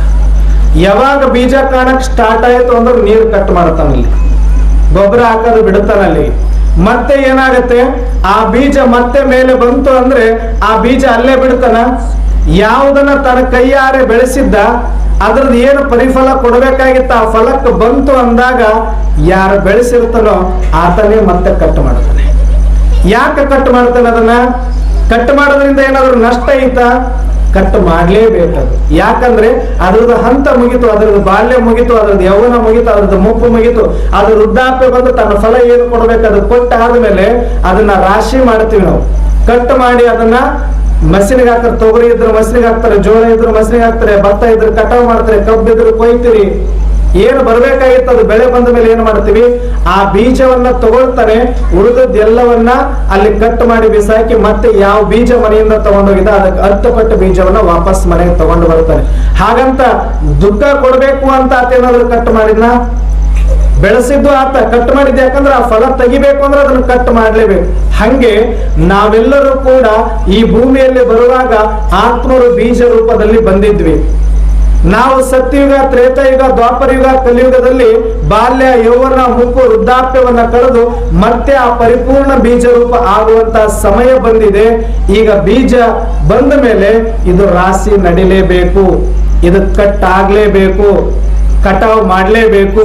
ಬೀಜವನ್ನ ತಗೊಂಡು ಪರಮಾತ್ಮ ಮನೆಗೆ ಹೋಗ್ಲೇಬೇಕು. ಮತ್ತೆ ಹೊಲ ಸ್ವಚ್ಛ ಆದ್ಮೇಲೆ, ಮತ್ತೆ ಇದು ಹದ ಆದ್ಮೇಲೆ ಮತ್ತೆ ಆತ್ಮ ಎಲ್ಲಾ ಬೀಜಗಳು ಮತ್ತೆ ಸತ್ಯುಗದಲ್ಲಿ ದೇವಿ ದೇವತೆಗಳಾಗಿ ಮತ್ತೆ ನಾಟಿ ಮಾಡ್ಲೇಬೇಕು ಪರಮಾತ್ಮ. ಇದು ಕೂಡ ಒಂದು ರೈತನ ಕೆಲಸದ ಹಾಗೆ. ಇದರಲ್ಲಿ ಯಾವುದೂ ಅತಿಶಯೋಕ್ತಿ ಇಲ್ಲ, ಯಾರೂ ಎದುರುವಂತದ್ದಿಲ್ಲ. ನಾವು ಒಳಗಿರುವಂತ ಆತ್ಮಕ್ಕೆ ವಿನಾಶ ಅನ್ನೋದಿಲ್ಲ. ಹಾಗಾಗಿ ನೀವೆಲ್ಲ ಆತ್ಮರು ಬೀಜ ರೂಪ, ಪರಮಾತ್ಮನು ಬೀಜ ರೂಪ. ನಾನೊಂದು ಬೀಜ ಇದ್ದೀನಿ. ನನಗೆ ಯಾವ ಬೆಂಕಿನೂ ಸುಡೋದಿಲ್ಲ, ನನಗೆ ಯಾವ ಗಾಳಿನೂ ಒಣಗಿಸೋದಿಲ್ಲ, ನನಗೆ ಯಾವ ನೀರು ತೋಯಿಸೋದಿಲ್ಲ. ಬಾಳಂದ್ರೆ ಈ ಶರೀರ ಬಿಟ್ಟು ಮತ್ತೊಂದು ಶರೀರವನ್ನು ತಗೊಳ್ತೀನಿ ಅನ್ನುವಂತ ಆತ್ಮಸ್ಥೈರ್ಯದಲ್ಲಿ ನೀವಿದ್ರೆ, ಆತ್ಮ ಅಂತ ತಿಳಿದು ಪರಮಾತ್ಮನನ್ನ ನೆನಪಾಡಿದ್ರೆ ನಿಮಗೆ ಮುಂದೆ ಬರುವಂತ ಯಾವುದೇ ಪರಿಸ್ಥಿತಿಗಳ ಪ್ರಭಾವ ನಿಮಗಾಗೋದಿಲ್ಲ. ಹಾಗಾಗಿ ಅಂತ ಸಮಯದಲ್ಲಿ ಆ ಪರಮಾತ್ಮ ನಿಮ್ಮೆಲ್ಲರನ್ನ ರಕ್ಷಣೆ ಮಾಡಬೇಕು ಅಂದ್ರೆ ತಾವೆಲ್ಲರೂ ಆತ್ಮ ಅಂತ ತಿಳಿದು ಪರಮಾತ್ಮನನ್ನ ಸ್ಮರಣೆ ಮಾಡಿ ಆ ಭಗವಂತ ನಮ್ಮೆಲ್ಲರಿಗೂ ಕೂಡ ಮುಂದೆ ಬರುವಂತ ದಿನಗಳಲ್ಲಿ ಶಕ್ತಿ ಸಾಮರ್ಥ್ಯಗಳನ್ನ ಕೊಟ್ಟು ಇಂಥ ಕಾರ್ಯಕ್ರಮಗಳಲ್ಲಿ ಭಾಗವಹಿಸಿ ನಮ್ಮ ಆತ್ಮ ಜಾಗೃತಿ ಮಾಡುವಂತ ಮನಸ್ಸನ್ನ ಕೊಡ್ಲಿ ಅಂತ ಕೇಳ್ಕೊಳ್ತಾ, ಇವತ್ತು ಲಾಸ್ಟ್ನೇ ಇರೋದ್ರಿಂದ ಇನ್ನೊಂದು ಮಾತು ಹೇಳೋದು, ಪೂಜ್ಯರಿಗೆ ಸಮಯ ಆಗಿರ್ಬೋದು, ಯಾಕಂದ್ರೆ ಅವ್ರ ಪಾಪ ಬಹಳ ಹೊತ್ತಾಯ್ತು, ವಯಸ್ಸಾದವ್ರನ್ನ ಇಷ್ಟೊತ್ತು ಕೂಡಿಸೋದು ಶೋಭೆ ಅಲ್ಲ. ಅದಕ್ಕೆ ನಾನು ಲಾಸ್ಟ್ ಒಂದೆರಡು ಮಾತನ್ನು ನಿಮ್ಮ ಬಗ್ಗೆ ಹೇಳಲೇಬೇಕು. ನಾನು ಕೂಡ ಜೀವನ ಪರ್ಯಂತ ನಾನು ಎಷ್ಟೋ ಕಡೆ ಪ್ರವಚನ ಮಾಡ್ಲಿಕ್ಕೆ ಹೋಗ್ತೀನಿ. ಆದ್ರೆ ತೋಟದೊಳಗೆ ಇಟ್ಟರೆ ನೀವು ಬಡಿಗೇರ ತೋಟ ಅಂತ ಅಡ್ರೆಸ್ ಹೇಳಿದ್ರು. ನಾನೇನ್ ಅನ್ಕೊಂಡೆ ಅಂದ್ರೆ, ನಮ್ಮ ಕಡೆ ತೋಟ ಅಂದ್ರೆ ಏನ್ರಪ್ಪ, ಒಂದು 4 ಎಕರೆ 8 ಎಕರೆಗೆ ಅವ್ರು ಒಂದು ಪಂಪ್ ಸೆಟ್ ಹಾಕೊಂಡು ಅವ್ರು ಬೆಳಿತಾರಲ್ಲ, ಒಂದು ಚೌಕಟ್ಟು ಹಾಕೊಂಡಿರ್ತಾರೆ, ಅದಕ್ಕೊಂದು ತೋಟ ಅಂತ ಕರಿತೀವಿ. ಇಲ್ಲಿ ತೋಟ ಅಂದ್ರೆ ಬೇರೆ ಅರ್ಥನೇ ಇದೆ. ತೋಟ ಅಂದ್ರೆ ಇಲ್ಲಿ ಎಷ್ಟು ಮನೆಗಳು ಕಾಣ್ತವೆ, ಇದೆಲ್ಲ ಸೇರಿದ್ದು ತೋಟ ಅಂದ್ರೆ. ನನಗಿದು ಹೊಸ ಅರ್ಥ ಗೊತ್ತೇ ಇಲ್ಲ. ನಾನು ಒಂದು 4 ಬದುವಿನ ಮಧ್ಯದೊಳಗಡೆ ಇರೋದಕ್ಕೆ ಒಂದು ತೋಟ, ಇವ್ರೇನೋ ಒಂದು ತೋಟದೊಳಗಡೆ ತಮ್ಮ ಜಾಗದೊಳಗಡೆ ಒಂದು ಜಾಗ ಕಟ್ಕೊಂಡು ಅದರ ಅಷ್ಟೇ ಅಂತ ತಿಳ್ಕೊಂಡಿದ್ದ. ಮುಗುಳು ಕೊಡ್ಬಿಟ್ಟು ಒಂದ್ ಸ್ವಲ್ಪ 2 ಕಿಲೋಮೀಟರ್ ದೂರ ಹೊಲ ಐತಿ, ಹೊಲದಾಗ ಇವ್ರೇನೋ ಧ್ಯಾನ ಮಂದಿರ ಕಟ್ಕೊಂಡಾರ, ಅಲ್ಲಿ ಯಾರು ಸುತ್ತಮುತ್ತ ಇರಲ್ಲ, ಯಾರಾದ್ರೂ ಬರ್ಬೇಕಂದ್ರೆ ಬಹಳ ದೂರದಿಂದಾನೇ ಬರಬೇಕು, ನಾವಲ್ಲಿ ಯೋಗ ಮಾಡಬೇಕಂತ ಇಷ್ಟ ಅನ್ಕೊಂಡು ಬಂದಿದ್ದೆ. ಆದ್ರೆ ನಿಜವಾಗ್ಲೂ ಇಲ್ಲಿರುವಂತ ಅಕ್ಕಪಕ್ಕದ ಎಲ್ಲಾ ತೋಟದವರು, ವಿಶೇಷವಾಗಿ ಈ ತೋಟದ ಜನಗಳು ಹೆಂಗಿದ್ದಾರೆ ಅಂದ್ರೆ ನನಗೆ ಆಶ್ಚರ್ಯ ಆಗುತ್ತೆ. ಇವತ್ತಿನ ಕಾಲದಲ್ಲೂ ಕೂಡ ಇಂಥ ಜನಗಳು ಇದ್ದಾರ. ಎಲ್ಲರಲ್ಲೂ, ಮಕ್ಕಳಲ್ಲೂ ಕೂಡ ಎಷ್ಟು ಪ್ರೀತಿ ವಾತ್ಸಲ್ಯ, ಎಲ್ಲರೂ ಒಂದೇ ಅನ್ನುವ ಭಾವ. ಆ ಯುವಕರನ್ನ ಇವತ್ತು ಅಡಿಗೆ ಮಾಡಿ ಬಡಿಸುವಂತವ್ರು ನೋಡಿದ್ರೆ, ಇವತ್ತು ಅಣ್ಣಂದ್ರು ಮನೆಯೊಳಗಡೆ ಒಂದು ಪ್ಲೇಟ್ ಎತ್ತಿದ್ರು ಅಂದ್ರೆ ಗೋರ್ರಂತ ಹಿಂಗ ನೋಡ್ತಾರೆ ನಮ್ಮ ಕಡೆ ಮಾತ್ರ. ಆದ್ರಲ್ಲಿ ಪಾಪ ಅಕ್ಕಂದ್ರೆ ಅವ್ರಿಗೆ ಹೇಳ್ತಾರೆ, ನೀವು ತೊಳೆದಿಲ್ಲ ಅಂದ್ರೆ ನೋಡ್ರಿ ನಾವು ನಮ್ ಕೆಲಸ ಮಾಡಲ್ಲ ಅಂತಾರೆ ಇವ್ರು. ಅವ್ರಿಗೆ ಇದಾಗ್ತಾರ ಅಂದ್ರೆ ಅಷ್ಟು ಅನ್ಯೋನ್ಯ ಬಾಂಧವ್ಯ. ಅವ್ರ ಅಣ್ಣಂದ್ರೆ ಇವ್ರಿಗೇನು ಕೆಲಸ ಕೊಡಲ್ಲ, ಅವ್ರ ಕೆಲಸ ಅವ್ರು ಆರಿಸ್ಕೊಂಡರೆ, ಇವ್ರ ಕೆಲಸ ಇವ್ರು ಆರಿಸ್ಕೊಂಡ್ರೆ, ಮಕ್ಕಳ ಕೆಲಸ ಮಕ್ಕಳು ಮಾಡ್ತೇವೆ. ಎಷ್ಟು ಚಂದ ಇದು. ಗ್ರಾಮ ಅಂದ್ರೆ ಹಿಂಗಿರ್ಬೇಕು, ಒಂದು ತೋಟ ಅಂದ್ರೆ ಹಿಂಗಿರ್ಬೇಕು, ಜನಗಳಂದ್ರೆ ಹಿಂಗಿರ್ಬೇಕು. ಭೇದ ಭಾವ, ಈರ್ಷ್ಯ ದ್ವೇಷ, ಸಣ್ಣ ಪುಟ್ಟ ಎಲ್ಲರ ಮನೆಯಲ್ಲೂ ಇದೆ, ಎಲ್ಲರ ಮನಸ್ಸಲ್ಲೂ ಇದೆ. ಆದ್ರೆ ಸಮಯ ಅಂತ ಬಂದಾಗ, ಒಂದು ಆಧ್ಯಾತ್ಮ ಕಾರ್ಯಕ್ರಮ ಅಂತ ಬಂದಾಗ, ಶಿವನ ಸೇವೆ ಅಂತ ಬಂದಾಗ ಎಲ್ಲರೂ ಒಂದಾಗೋದಿದೆಯಲ್ಲ, ಇದಕ್ಕಿಂತ ಶಿವನ ಮೆಚ್ಚಿಸುವ ಕೆಲಸ ಮತ್ತೇನೂ ಇಲ್ಲ. ಆ ಕೆಲಸ ತಾವೆಲ್ಲರೂ ಬಹಳ ಹೃದಯ ತುಂಬುವಂಗ ಮಾಡಿದಿರಿ. ನಿಮ್ಮೆಲ್ಲರಿಗೂ ಆ ಪರಮಾತ್ಮನ ಪರವಾಗಿ, ನಮ್ಮೆಲ್ಲರ ಪರವಾಗಿ, ವೈಯಕ್ತಿಕವಾಗಿ ನಿಮ್ಮೆಲ್ಲರಿಗೂ ಕೋಟಿ ಕೋಟಿ ದಂಡವತ್ ಪ್ರಣಾಮಗಳನ್ನ ಸಲ್ಲಿಸ್ತಾ, ನಿಮ್ಮೆಲ್ಲರಿಗೂ ಕೂಡ ದೀರ್ಘದಂಡ ನಮಸ್ಕಾರಗಳನ್ನ ಸಲ್ಲಿಸ್ತೀನಿ. ನಾನು ಅದರಲ್ಲೂ ಇವತ್ತ ಅಪ್ಪೋರು ಇದಾರಲ್ಲ, ಅದಕ್ಕೆ ಮತ್ತೆ ಟೈಮ್ ಆಗುತ್ತೆ ಅಂತ ನಾನು ಅದಕ್ಕೆ ಇವತ್ತು ಕಡೆಯ ದಿನ ಇರೋದ್ರಿಂದ ತಾವೆಲ್ಲರೂ ಸೇರಿ 4 ದಿನಗಳಿಂದ ನಮಗೆ ಬಹಳ ಸಂತೋಷ ಆಗಿದೆ. ಮತ್ತೆ ಮತ್ತೆ ಬರ್ತೀವಿ, ಇದೇನ 4 ದಿನಕ್ಕೆ ಮುಗಿಯುವಂತದ್ದೇನಲ್ಲ. ಯಾಕಂದ್ರೆ ನಮ್ಮ ನಿಮ್ಮೆಲ್ಲರ ಪ್ರಯಾಣ ಆ ಭಗವಂತ ಆತ್ಮ ಸಾಕ್ಷಾತ್ಕಾರ ಮಾಡಿಕೊಳ್ಳುವ ತನಕ ಪರಸ್ಪರ ಆತ್ಮೀಯವಾಗಿ ಈ ಕಾರ್ಯಕ್ರಮದಲ್ಲಿ ಭಾಗವಹಿಸಿ ನಿತ್ಯ ನಿರಂತರ ಶಿವಯೋಗದಲ್ಲಿ ಇರಬೇಕು, ಸತ್ಸಂಗದಲ್ಲಿ ಇರಬೇಕು ಅಂತ ಹೇಳ್ತಾರೆ. ಅದಕ್ಕೆ ಸಾಧ್ಯವಾದಷ್ಟು ತಾವೆಲ್ಲರೂ ಈ 4 ದಿನಕ್ಕೆ ಇದು ಜಾತ್ರೆ ತರ ಮುಗಿತು ಅಂತಲ್ಲ, ಅಲ್ಲಿಂದ ಆರಂಭ ಅಂತ ತಿಳ್ಕೊಳ್ಳಿ. ಇಷ್ಟೇ, ಈ 4 ದಿನದಲ್ಲಿ ನಿಮ್ಗೆ ಲಾಭ ಆಗಿದ್ದು ನೀವು ಚೆಕ್ ಮಾಡ್ಕೊಳ್ಬೇಕು ಅಂದ್ರೆ, ಪ್ರತಿನಿತ್ಯ ಎದ್ದ ತಕ್ಷಣ, ಸ್ನಾನ ಆದ ತಕ್ಷಣನೇ ಆತ್ಮ ಅಂತ ನೀವು ಸುಮ್ಮನೆ ತಿಳಿದಾರದು ಕೂತ್ಕೊಳ್ಳಿ. ಈ 2 ಉಬ್ಬುಗಳ ಮಧ್ಯೆ ಒಂದು ಜ್ಯೋತಿ ನಾನು ಅಂತ ನಿಮ್ಮನ್ನ ನೀವು ನೋಡ್ಕೊಳ್ಳಿ. ಆ ಜ್ಯೋತಿಯಾಗಿ ಪರಂಜ್ಯೋತಿ ಪರಮಾತ್ಮ ಮೇಲೆ ಇದ್ದಾರೆ ಅಂತ ಅವರನ್ನ ಅನುಭವ ಮಾಡಿ, ನಿಮ್ಗೆ ಸಮಯ ಸಿಕ್ಕಾಗಲೆಲ್ಲ ಒಂದು 10 ನಿಮಿಷ 15 ನಿಮಿಷ ಅರ್ಧ ಗಂಟೆ ನಿಮ್ಗೆ ಕೆಲಸ ಮುಗಿತಾ ಅಲ್ಲಿ ಕೂತ್ಕೊಂಡು ಸುಮ್ಮನೆ ವ್ಯರ್ಥ ಮಾತಾಡೋದಕ್ಕಿಂತ ಮೌನವಾಗಿ ಇಲ್ಲಿ ಬಂದು ಕುಂತು ನೋಡಿ, ನಿಮ್ಮ ಜೀವನದಲ್ಲಿ ಮಹಾಪರಿವರ್ತನೆ ಬರದೇ ಇದ್ದರೆ ಕೇಳಿ. ನಾನು ಮತ್ತೆ ಬರ್ತೀನಿ. ಯಾಕಂದ್ರೆ ನಿಮ್ಮ ಮನಸ್ಸು ಎಷ್ಟು ಶಾಂತ ಆಗತ್ತೆ ಅಷ್ಟು ಅವಶ್ಯವಾಗಿ ಅದು ನಿಮ್ಮ ಮನಸ್ಸಿಗೆ ಶಾಂತಿ ಸಿಕ್ಕಾಗ ಮಾತ್ರ ಜೀವನದಲ್ಲಿ ಸಾರ್ಥಕತೆ ಬರುತ್ತೆ. ಆದ್ರೆ ಶಾಂತಿಗಾಗಿ ನೀವು ಏನೋ ಮಾಡೋದ್ರಿಂದ ಬರೋದಿಲ್ಲ, ಅದು ಸುಮ್ಮನೆ ಇರೋದ್ರಿಂದ ಬರುತ್ತೆ. ಸುಮ್ಮನೆ ಇರಬೇಕು ಅಂದ್ರೆ ಇಂಥ ವಾತಾವರಣದಲ್ಲಿ ನೀವು ಬಂದ್ರೆ ಸಾಕು, ಅದನ್ನು ಮಾಡ್ಲಿಕ್ಕೆ ಸಾಧ್ಯ ಆಗತ್ತೆ. ಹಾಗಾಗಿ ಇವತ್ತು ವಿಶೇಷವಾಗಿ ಮಹಾಪ್ರಸಾದವನ್ನು ಕೂಡ ಮಾಡಿದರೆ. ಇವತ್ತು ಸಮಯ ನಾನು ಈಗಾಗಲೇ ಬಹಳ ಆಗಿದೆ ಅಂತ ಅನ್ಕೊಂಡಿದ್ದೀನಿ, ಆದ್ರೆ ಇನ್ನೂ ಸ್ವಲ್ಪ ಹೊತ್ತು ಮಾಡಿ ಅಂತ ಹೇಳ್ತಾ ಇದ್ದಾರೆ. ಅಪ್ಪವ್ರದ್ದು ಪರ್ಮಿಷನ್ ಕೊಟ್ರೆ ಇನ್ನೊಂದು 10 ನಿಮಿಷ ಮಾಡ್ತೀನಿ, ಯಾಕಂದ್ರೆ ಅವ್ರಿಗೆ ಈಗ ಸಮಯ ಆಗಿರ್ತೈತೆ ಸಾಕಂತ ಹೇಳ್ತಾ ಇದ್ದಾರೆ. ಇರ್ಲಿ, ಎಷ್ಟು ಕೇಳಿದ್ರು ಎಷ್ಟು ಮಾಡಿದ್ರು ಕೂಡ ಇದು ಮುಗಿಯೋದಂತೂ ಖಂಡಿತ ಅಲ್ಲ. ಯಾಕಂದ್ರೆ ಇಲ್ಲಿಂದ ಆರಂಭ ನಮ್ಮದು. ಆತ್ಮ ಅಂತ ತಿಳ್ಕೊಂಡ ಪರಮಾತ್ಮನನ್ನು ನೆನಪು ಮಾಡಿ ನಿಮಗೆ ಎಷ್ಟು ಗೊತ್ತಾಗಿದೆಯೋ ಅಷ್ಟರಲ್ಲಿ ಬೆಳಗ್ಗೆ ಎದ್ದ ತಕ್ಷಣ, ಬೆಳಿಗ್ಗೆ ನೀವು ಕೆಲಸಕ್ಕೆ ಹೋಗ್ಬೇಕಾದ್ರೆ ಆ ಶಿವನನ್ನ ಜೊತೆಗಿಟ್ಟುಕೊಂಡು, ಆ ಪರಮಾತ್ಮ ನನ್ನ ಜೊತೆ ಇದ್ದಾನೆ, ಶಿವ ನನ್ನ ಜೊತೆ ಇದ್ದಾನೆ, ನಮ್ಮಪ್ಪ ನನ್ನ ಜೊತೆ ಇದ್ದಾನೆ ಅಂತ ನೀವು ಕೆಲಸ ಮಾಡಿ. ಅದು ನಿಮ್ಗೆ ಎಲ್ಲ ಶಕ್ತಿ ಕೊಡುತ್ತೆ ಅಂತ ನಾನು ಹೇಳೋದಿಲ್ಲ, ನೆಕ್ಸ್ಟ್ ಟೈಮ್ ಬಂದಾಗ ನೀವು ಹೇಳ್ತೀರಿ. ಯಾಕಂದ್ರೆ ನನ್ನ ಜೀವನದ ಅನುಭವ ಅನುಭವ ಅದು. ನಾವು ಎಲ್ಲೇ ಹೋಗಿ ಏನು ಮಾಡಿದ್ರು ಅವ್ರನ್ನ ಜೊತೆಗಿಟ್ಟುಕೊಂಡು ಮಾಡಿದಾಗ ಜೀವನ ಸಾರ್ಥಕ ಆಗತ್ತೆ. ಹಾಗೆ ತಾವೆಲ್ಲರೂ ಕೂಡ ಆ ಪರಮಾತ್ಮನನ್ನ ಜೊತೆಗಿಟ್ಟುಕೊಂಡು ಆ ಪರಮ ರಕ್ಷಣೆ ನಿಮ್ಮೆಲ್ಲರಿಗೂ ಸಿಗಲಿ. ಇಂಥ ಪರಮ ಪೂಜ್ಯರ ಮಾರ್ಗದರ್ಶನ ಆಶೀರ್ವಾದ ತಮ್ಮೆಲ್ಲರ ಮೇಲೆ ತಮ್ಮ ಮಕ್ಕಳ ಮೇಲೆ ಇರಲಿ ಅಂತ ಕೇಳ್ತಾ, ಇನ್ನೊಂದು ವಿಶೇಷವಾಗಿ ನನಗನ್ನಿಸ್ತು, ಇಲ್ಲೆಲ್ಲ ಓಡಾಡುವಾಗ ಇಲ್ಲಿ ಚಿಕ್ಕ ಚಿಕ್ಕ ಮಕ್ಕಳು ಬಾಳಿದ್ದಾರೆ. ಇಲ್ಲೇನೆ ಒಂದು 50 ಹುಡುಗರು ನಮ್ಮ ಜೊತೆ ಯಾವಾಗಲೂ ತಿರುಗಾಡ್ತಿದ್ದಾರೆ. ಅಷ್ಟು ಮಕ್ಕಳಿದ್ದಾರೆ. ಬರೀ ನಿಮಗಷ್ಟೇ ಪ್ರವಚನ ಮಾಡಿ ಅವ್ರಿಗೆ ಮಾಡ್ಲಿಲ್ಲ ಅಂದ್ರೆ ಯಾಕೋ ನನಗೆ ಬೇಜಾರಾಗ್ತಾ ಇದೆ. ನಾಳೆ 7 ಗಂಟೆಗೆ ನಿಮ್ಮ ಮನೇಲಿ ಯಾವ ಮಕ್ಕಳಿದ್ದಾರೆ 5 ವರ್ಷದಿಂದ ಹಿಡಿದು 15 ವರ್ಷ 20 ವರ್ಷದ ತನಕ ಯಾವುದೇ ಮಕ್ಕಳಿರ್ಲಿ, ನಾಳೆ 7 ಗಂಟೆಯಿಂದ 8 ಗಂಟೆ ತನಕ 1 ತಾಸು ಪೂರ್ತಿ ಅವರಿಗೋಸ್ಕರನೇ ಇರುತ್ತೆ. ಅವರಿಗೆ ಯೋಗ ಮಾಡೋದು, ಅವರಿಗೆ ಒಂದಷ್ಟು ಸಂಸ್ಕಾರ, ಶಿವನ ಬಗ್ಗೆ ಒಂದಷ್ಟು ಧ್ಯಾನದ ಬಗ್ಗೆ, ಮನಸ್ಸು ಓದುವಾಗ ನೆನಪಿನ ಶಕ್ತಿ ಬರ್ಲಿಕ್ಕೆ ಏನು ಮಾಡಬೇಕು ಅದ್ರ ಬಗ್ಗೆ 1-1.5 ತಾಸು ನಾವು ಕಾರ್ಯಾಗಾರ ಮಾಡ್ತೀವಿ. ತಾವೆಲ್ಲಾ ಮಕ್ಕಳನ್ನು ನಾಳೆ ಸಾಯಂಕಾಲ 7 ಗಂಟೆಗೆ ಕಳಿಸ್ಕೊಡಿ ಅಂತ ಹೇಳ್ತಾ, ಇವತ್ತು ಮತ್ತೊಮ್ಮೆ ತಮ್ಮೆಲ್ಲರಿಗೂ ಕೂಡ ಈ ಪರಿವಾರದವರಿಗೆ, ಈ ಗ್ರಾಮದವರಿಗೆ, ಎಲ್ಲಾ ಯುವಕ ಬಳಗದವರಿಗೆ, ಎಲ್ಲಾ ಮಾತೆಯ ಶಿವಶಕ್ತಿ ಸ್ವರೂಪರಿಗೆ ನನ್ನ ಅಂತರಂಗದಿಂದ ಕೋಟಿ ಕೋಟಿ ಧನ್ಯವಾದಗಳನ್ನು ಹೇಳಿ ನನ್ನ 2 ಮಾತುಗಳಿಗೆ ವಿರಾಮವನ್ನು ಕೊಡ್ತಾ ಇದ್ದೇನೆ. ಎಲ್ಲರಿಗೆ ಶರಣೋ ಶರಣಾರ್ಥಿಗಳು.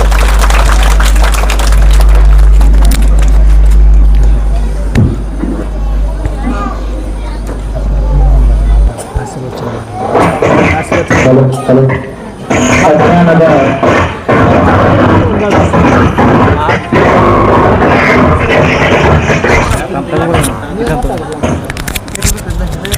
ಅಪ್ಪವ್ರು ಮಾತಾಡ್ತಾರೆ, ಆಶೀರ್ವಚನ ಆಮೇಲೆ ಮಾಡಿಸ್ತಾರೆ.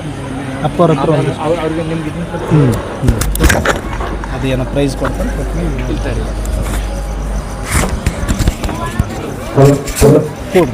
ಅಜ್ಞಾನದ ಅಹಂಕಾರದ ಕತ್ತಲೆಯನ್ನ ಕಳೆದು ಜ್ಞಾನದ ಬೆಳಕಿನಿಂದ ಅಜ್ಞಾನವನ್ನ ಹೊಡೆದೋಡಿಸೋಣ ಎಂಬ ಮಾತಿನಂತೆ ತನವ ತೋಂಟವ ಮಾಡಿ ಮನವ ಗುದ್ದಲಿಯ ಮಾಡಿ ಅಗಿದು ಕಳೆದನೆಯ ಭ್ರಾಂತಿ ಎಂಬ ಬೇರ ಒಡೆದ ಸಂಸಾರದ ಹೆಂಟೆಯ ಬಗಿದು ಬಿತ್ತಿದನೆಯ ಬ್ರಹ್ಮ ಬೀಜವ ಅಖಂಡ ಮಂಡಲವೆಂಬ ಭಾವಿ ಪವನವೆಂಬ ರಾಟಾಳ ಸಾಸಿಮ ಅನ್ನನಾಳದಿಂದ ಉದಕವ ಸಿದ್ಧಿ ಬಸವಗಳ್ಳವರನ್ನ ಹಸನು ಮಾಡಿ ಸಮತೆ ಸ್ಮರಣೆ ಎಂಬ ಬೇಲಿಯ ನಿಕ್ಕಿ ಆಳುಗಳು ಈ ತೋಟದಲ್ಲಿ ಜಾಗವಿರದು ಈ ಜತಿಯನ್ನು ಸಲಹುವನ್ನು ಕಾಣ ಗುಹೇಶ್ವರ ಎಂಬ ಅಲ್ಲಮ ಪ್ರಭುವಿನ ವಚನದಂತೆ ಜ್ಞಾನದ ಕೃಷಿಯನ್ನ ಮಾಡಿ ಜ್ಞಾನದ ಸವಿಯನ್ನ ಸವಿರಿ ಎಂಬ ಆಧ್ಯಾತ್ಮಿಕ ಪ್ರವಚನವನ್ನ ನೀಡಿರ್ತಕ್ಕಂಥ ರಾಜಯೋಗಿ ಡಿ.ಕೆ. ಲಿಂಗರಾಜರಿಗೆ ಎಲ್ಲರೂ ಕೂಡ ಒಮ್ಮೆ ಜೋರಾದ ಚಪ್ಪಾಳೆಯನ್ನ ತಟ್ಟುವುದರ ಮೂಲಕ ಧನ್ಯವಾದಗಳನ್ನ ಹೇಳೋಣ.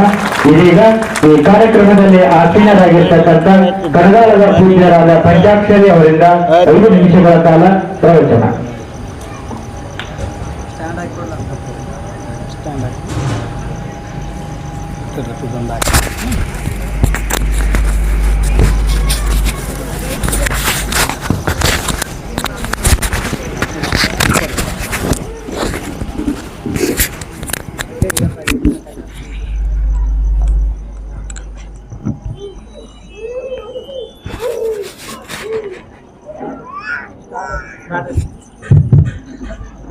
जय मंगलम जय नम पार्वती शिव हर महादेव।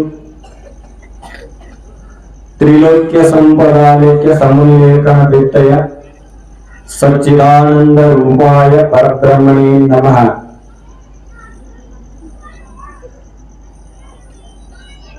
प्रथमದಲ್ಲಿ ಆರಾಧ್ಯದವ ಸದ್ಗುರು ಹುಲಿಕಾಂತೇಶ್ವರ ದೇವರಲ್ಲಿ ಅನಂತ ಕೋಟಿ ಪ್ರಣಾಮಗಳನ್ನು ಸಮರ್ಪಿಸುತ್ತಾ ಈ ಮೂರಕೋಡ ಗ್ರಾಮವನ್ನು ಪಾವನ ಮಾಡಿದಂತ ಎಲ್ಲಾ ಲಿಂಗ ಮಹಾಪ್ರಭುಗಳನ್ನು ಹೃದಯ ಮಂದಿರದಲ್ಲಿ ಸ್ಥಾಪಿಸುತ್ತಾ ಅದೇ ರೀತಿ ಷಡಕ್ಷರಿ ಶಿವಯೋಗಿ ಸಿದ್ದರಾಮೇಶ್ವರ ಶಿವಯೋಗಿಯನ್ನು ಸ್ಮರಿಸುತ್ತಾ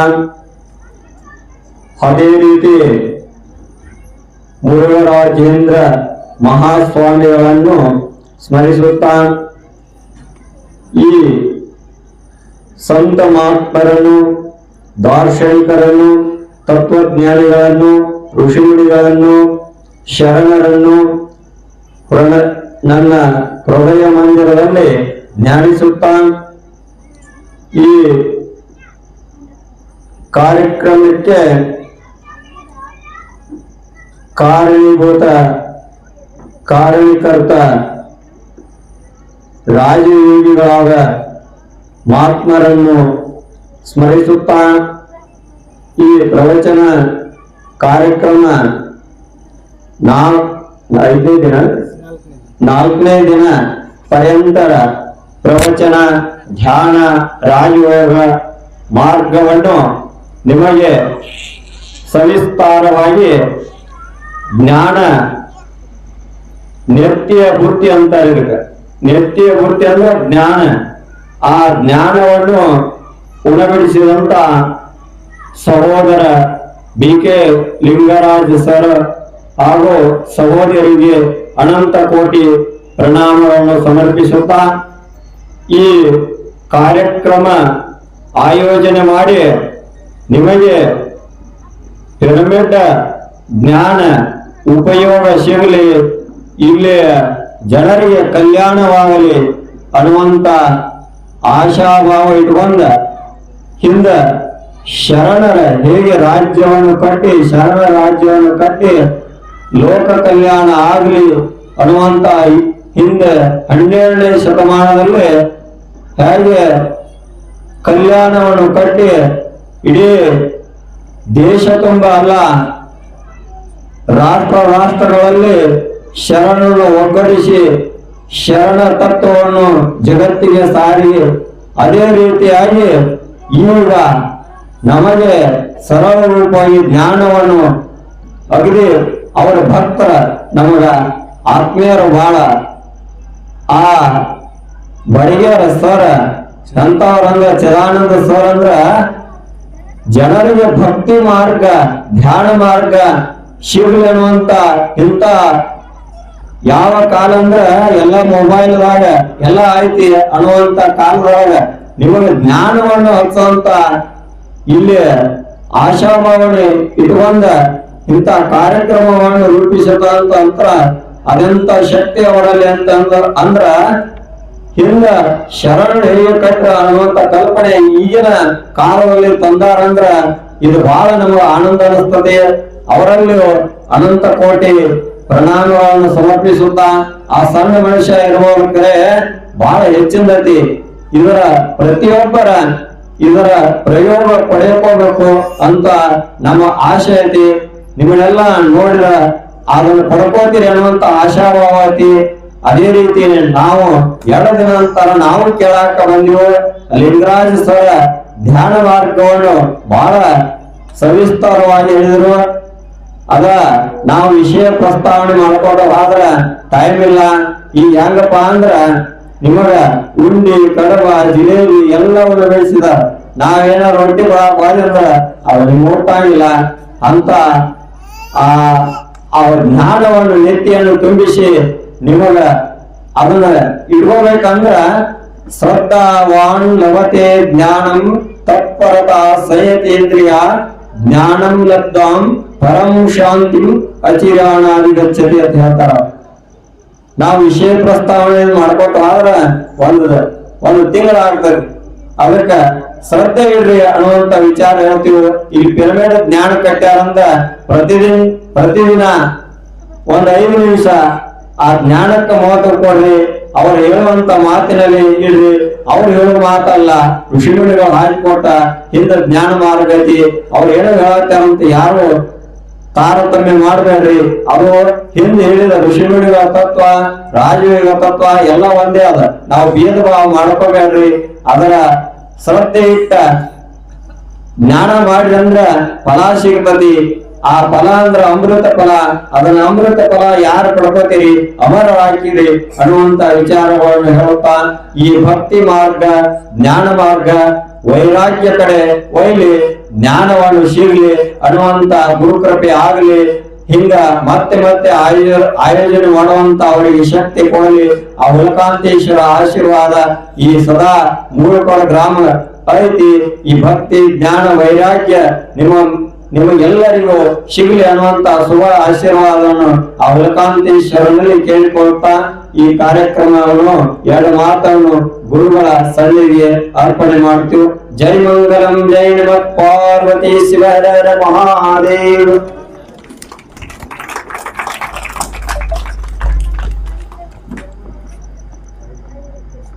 ದೊಡ್ಡ ಮಾತಾಡ್ತೀರಿ.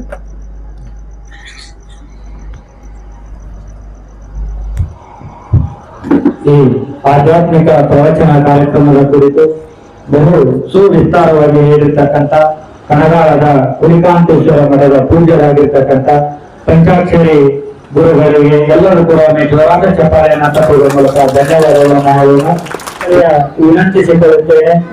ನಾಳೆಯ ದಿನ ಸರಿಯಾಗಿ ಬೆಳಗ್ಗೆ 9 ಗಂಟೆಗೆ ಎಲ್ಲರೂ ಕೂಡ ಹಾಜರಿದ್ದು ಈ ಕಾರ್ಯಕ್ರಮವನ್ನ ಯಶಸ್ವಿ ಮಾಡೋಣ ಎಂದು ತಮ್ಮೆಲ್ಲರಲ್ಲಿಯೂ ಕೂಡ ಕಳಕಳಿಯ ವಿನಂತಿ.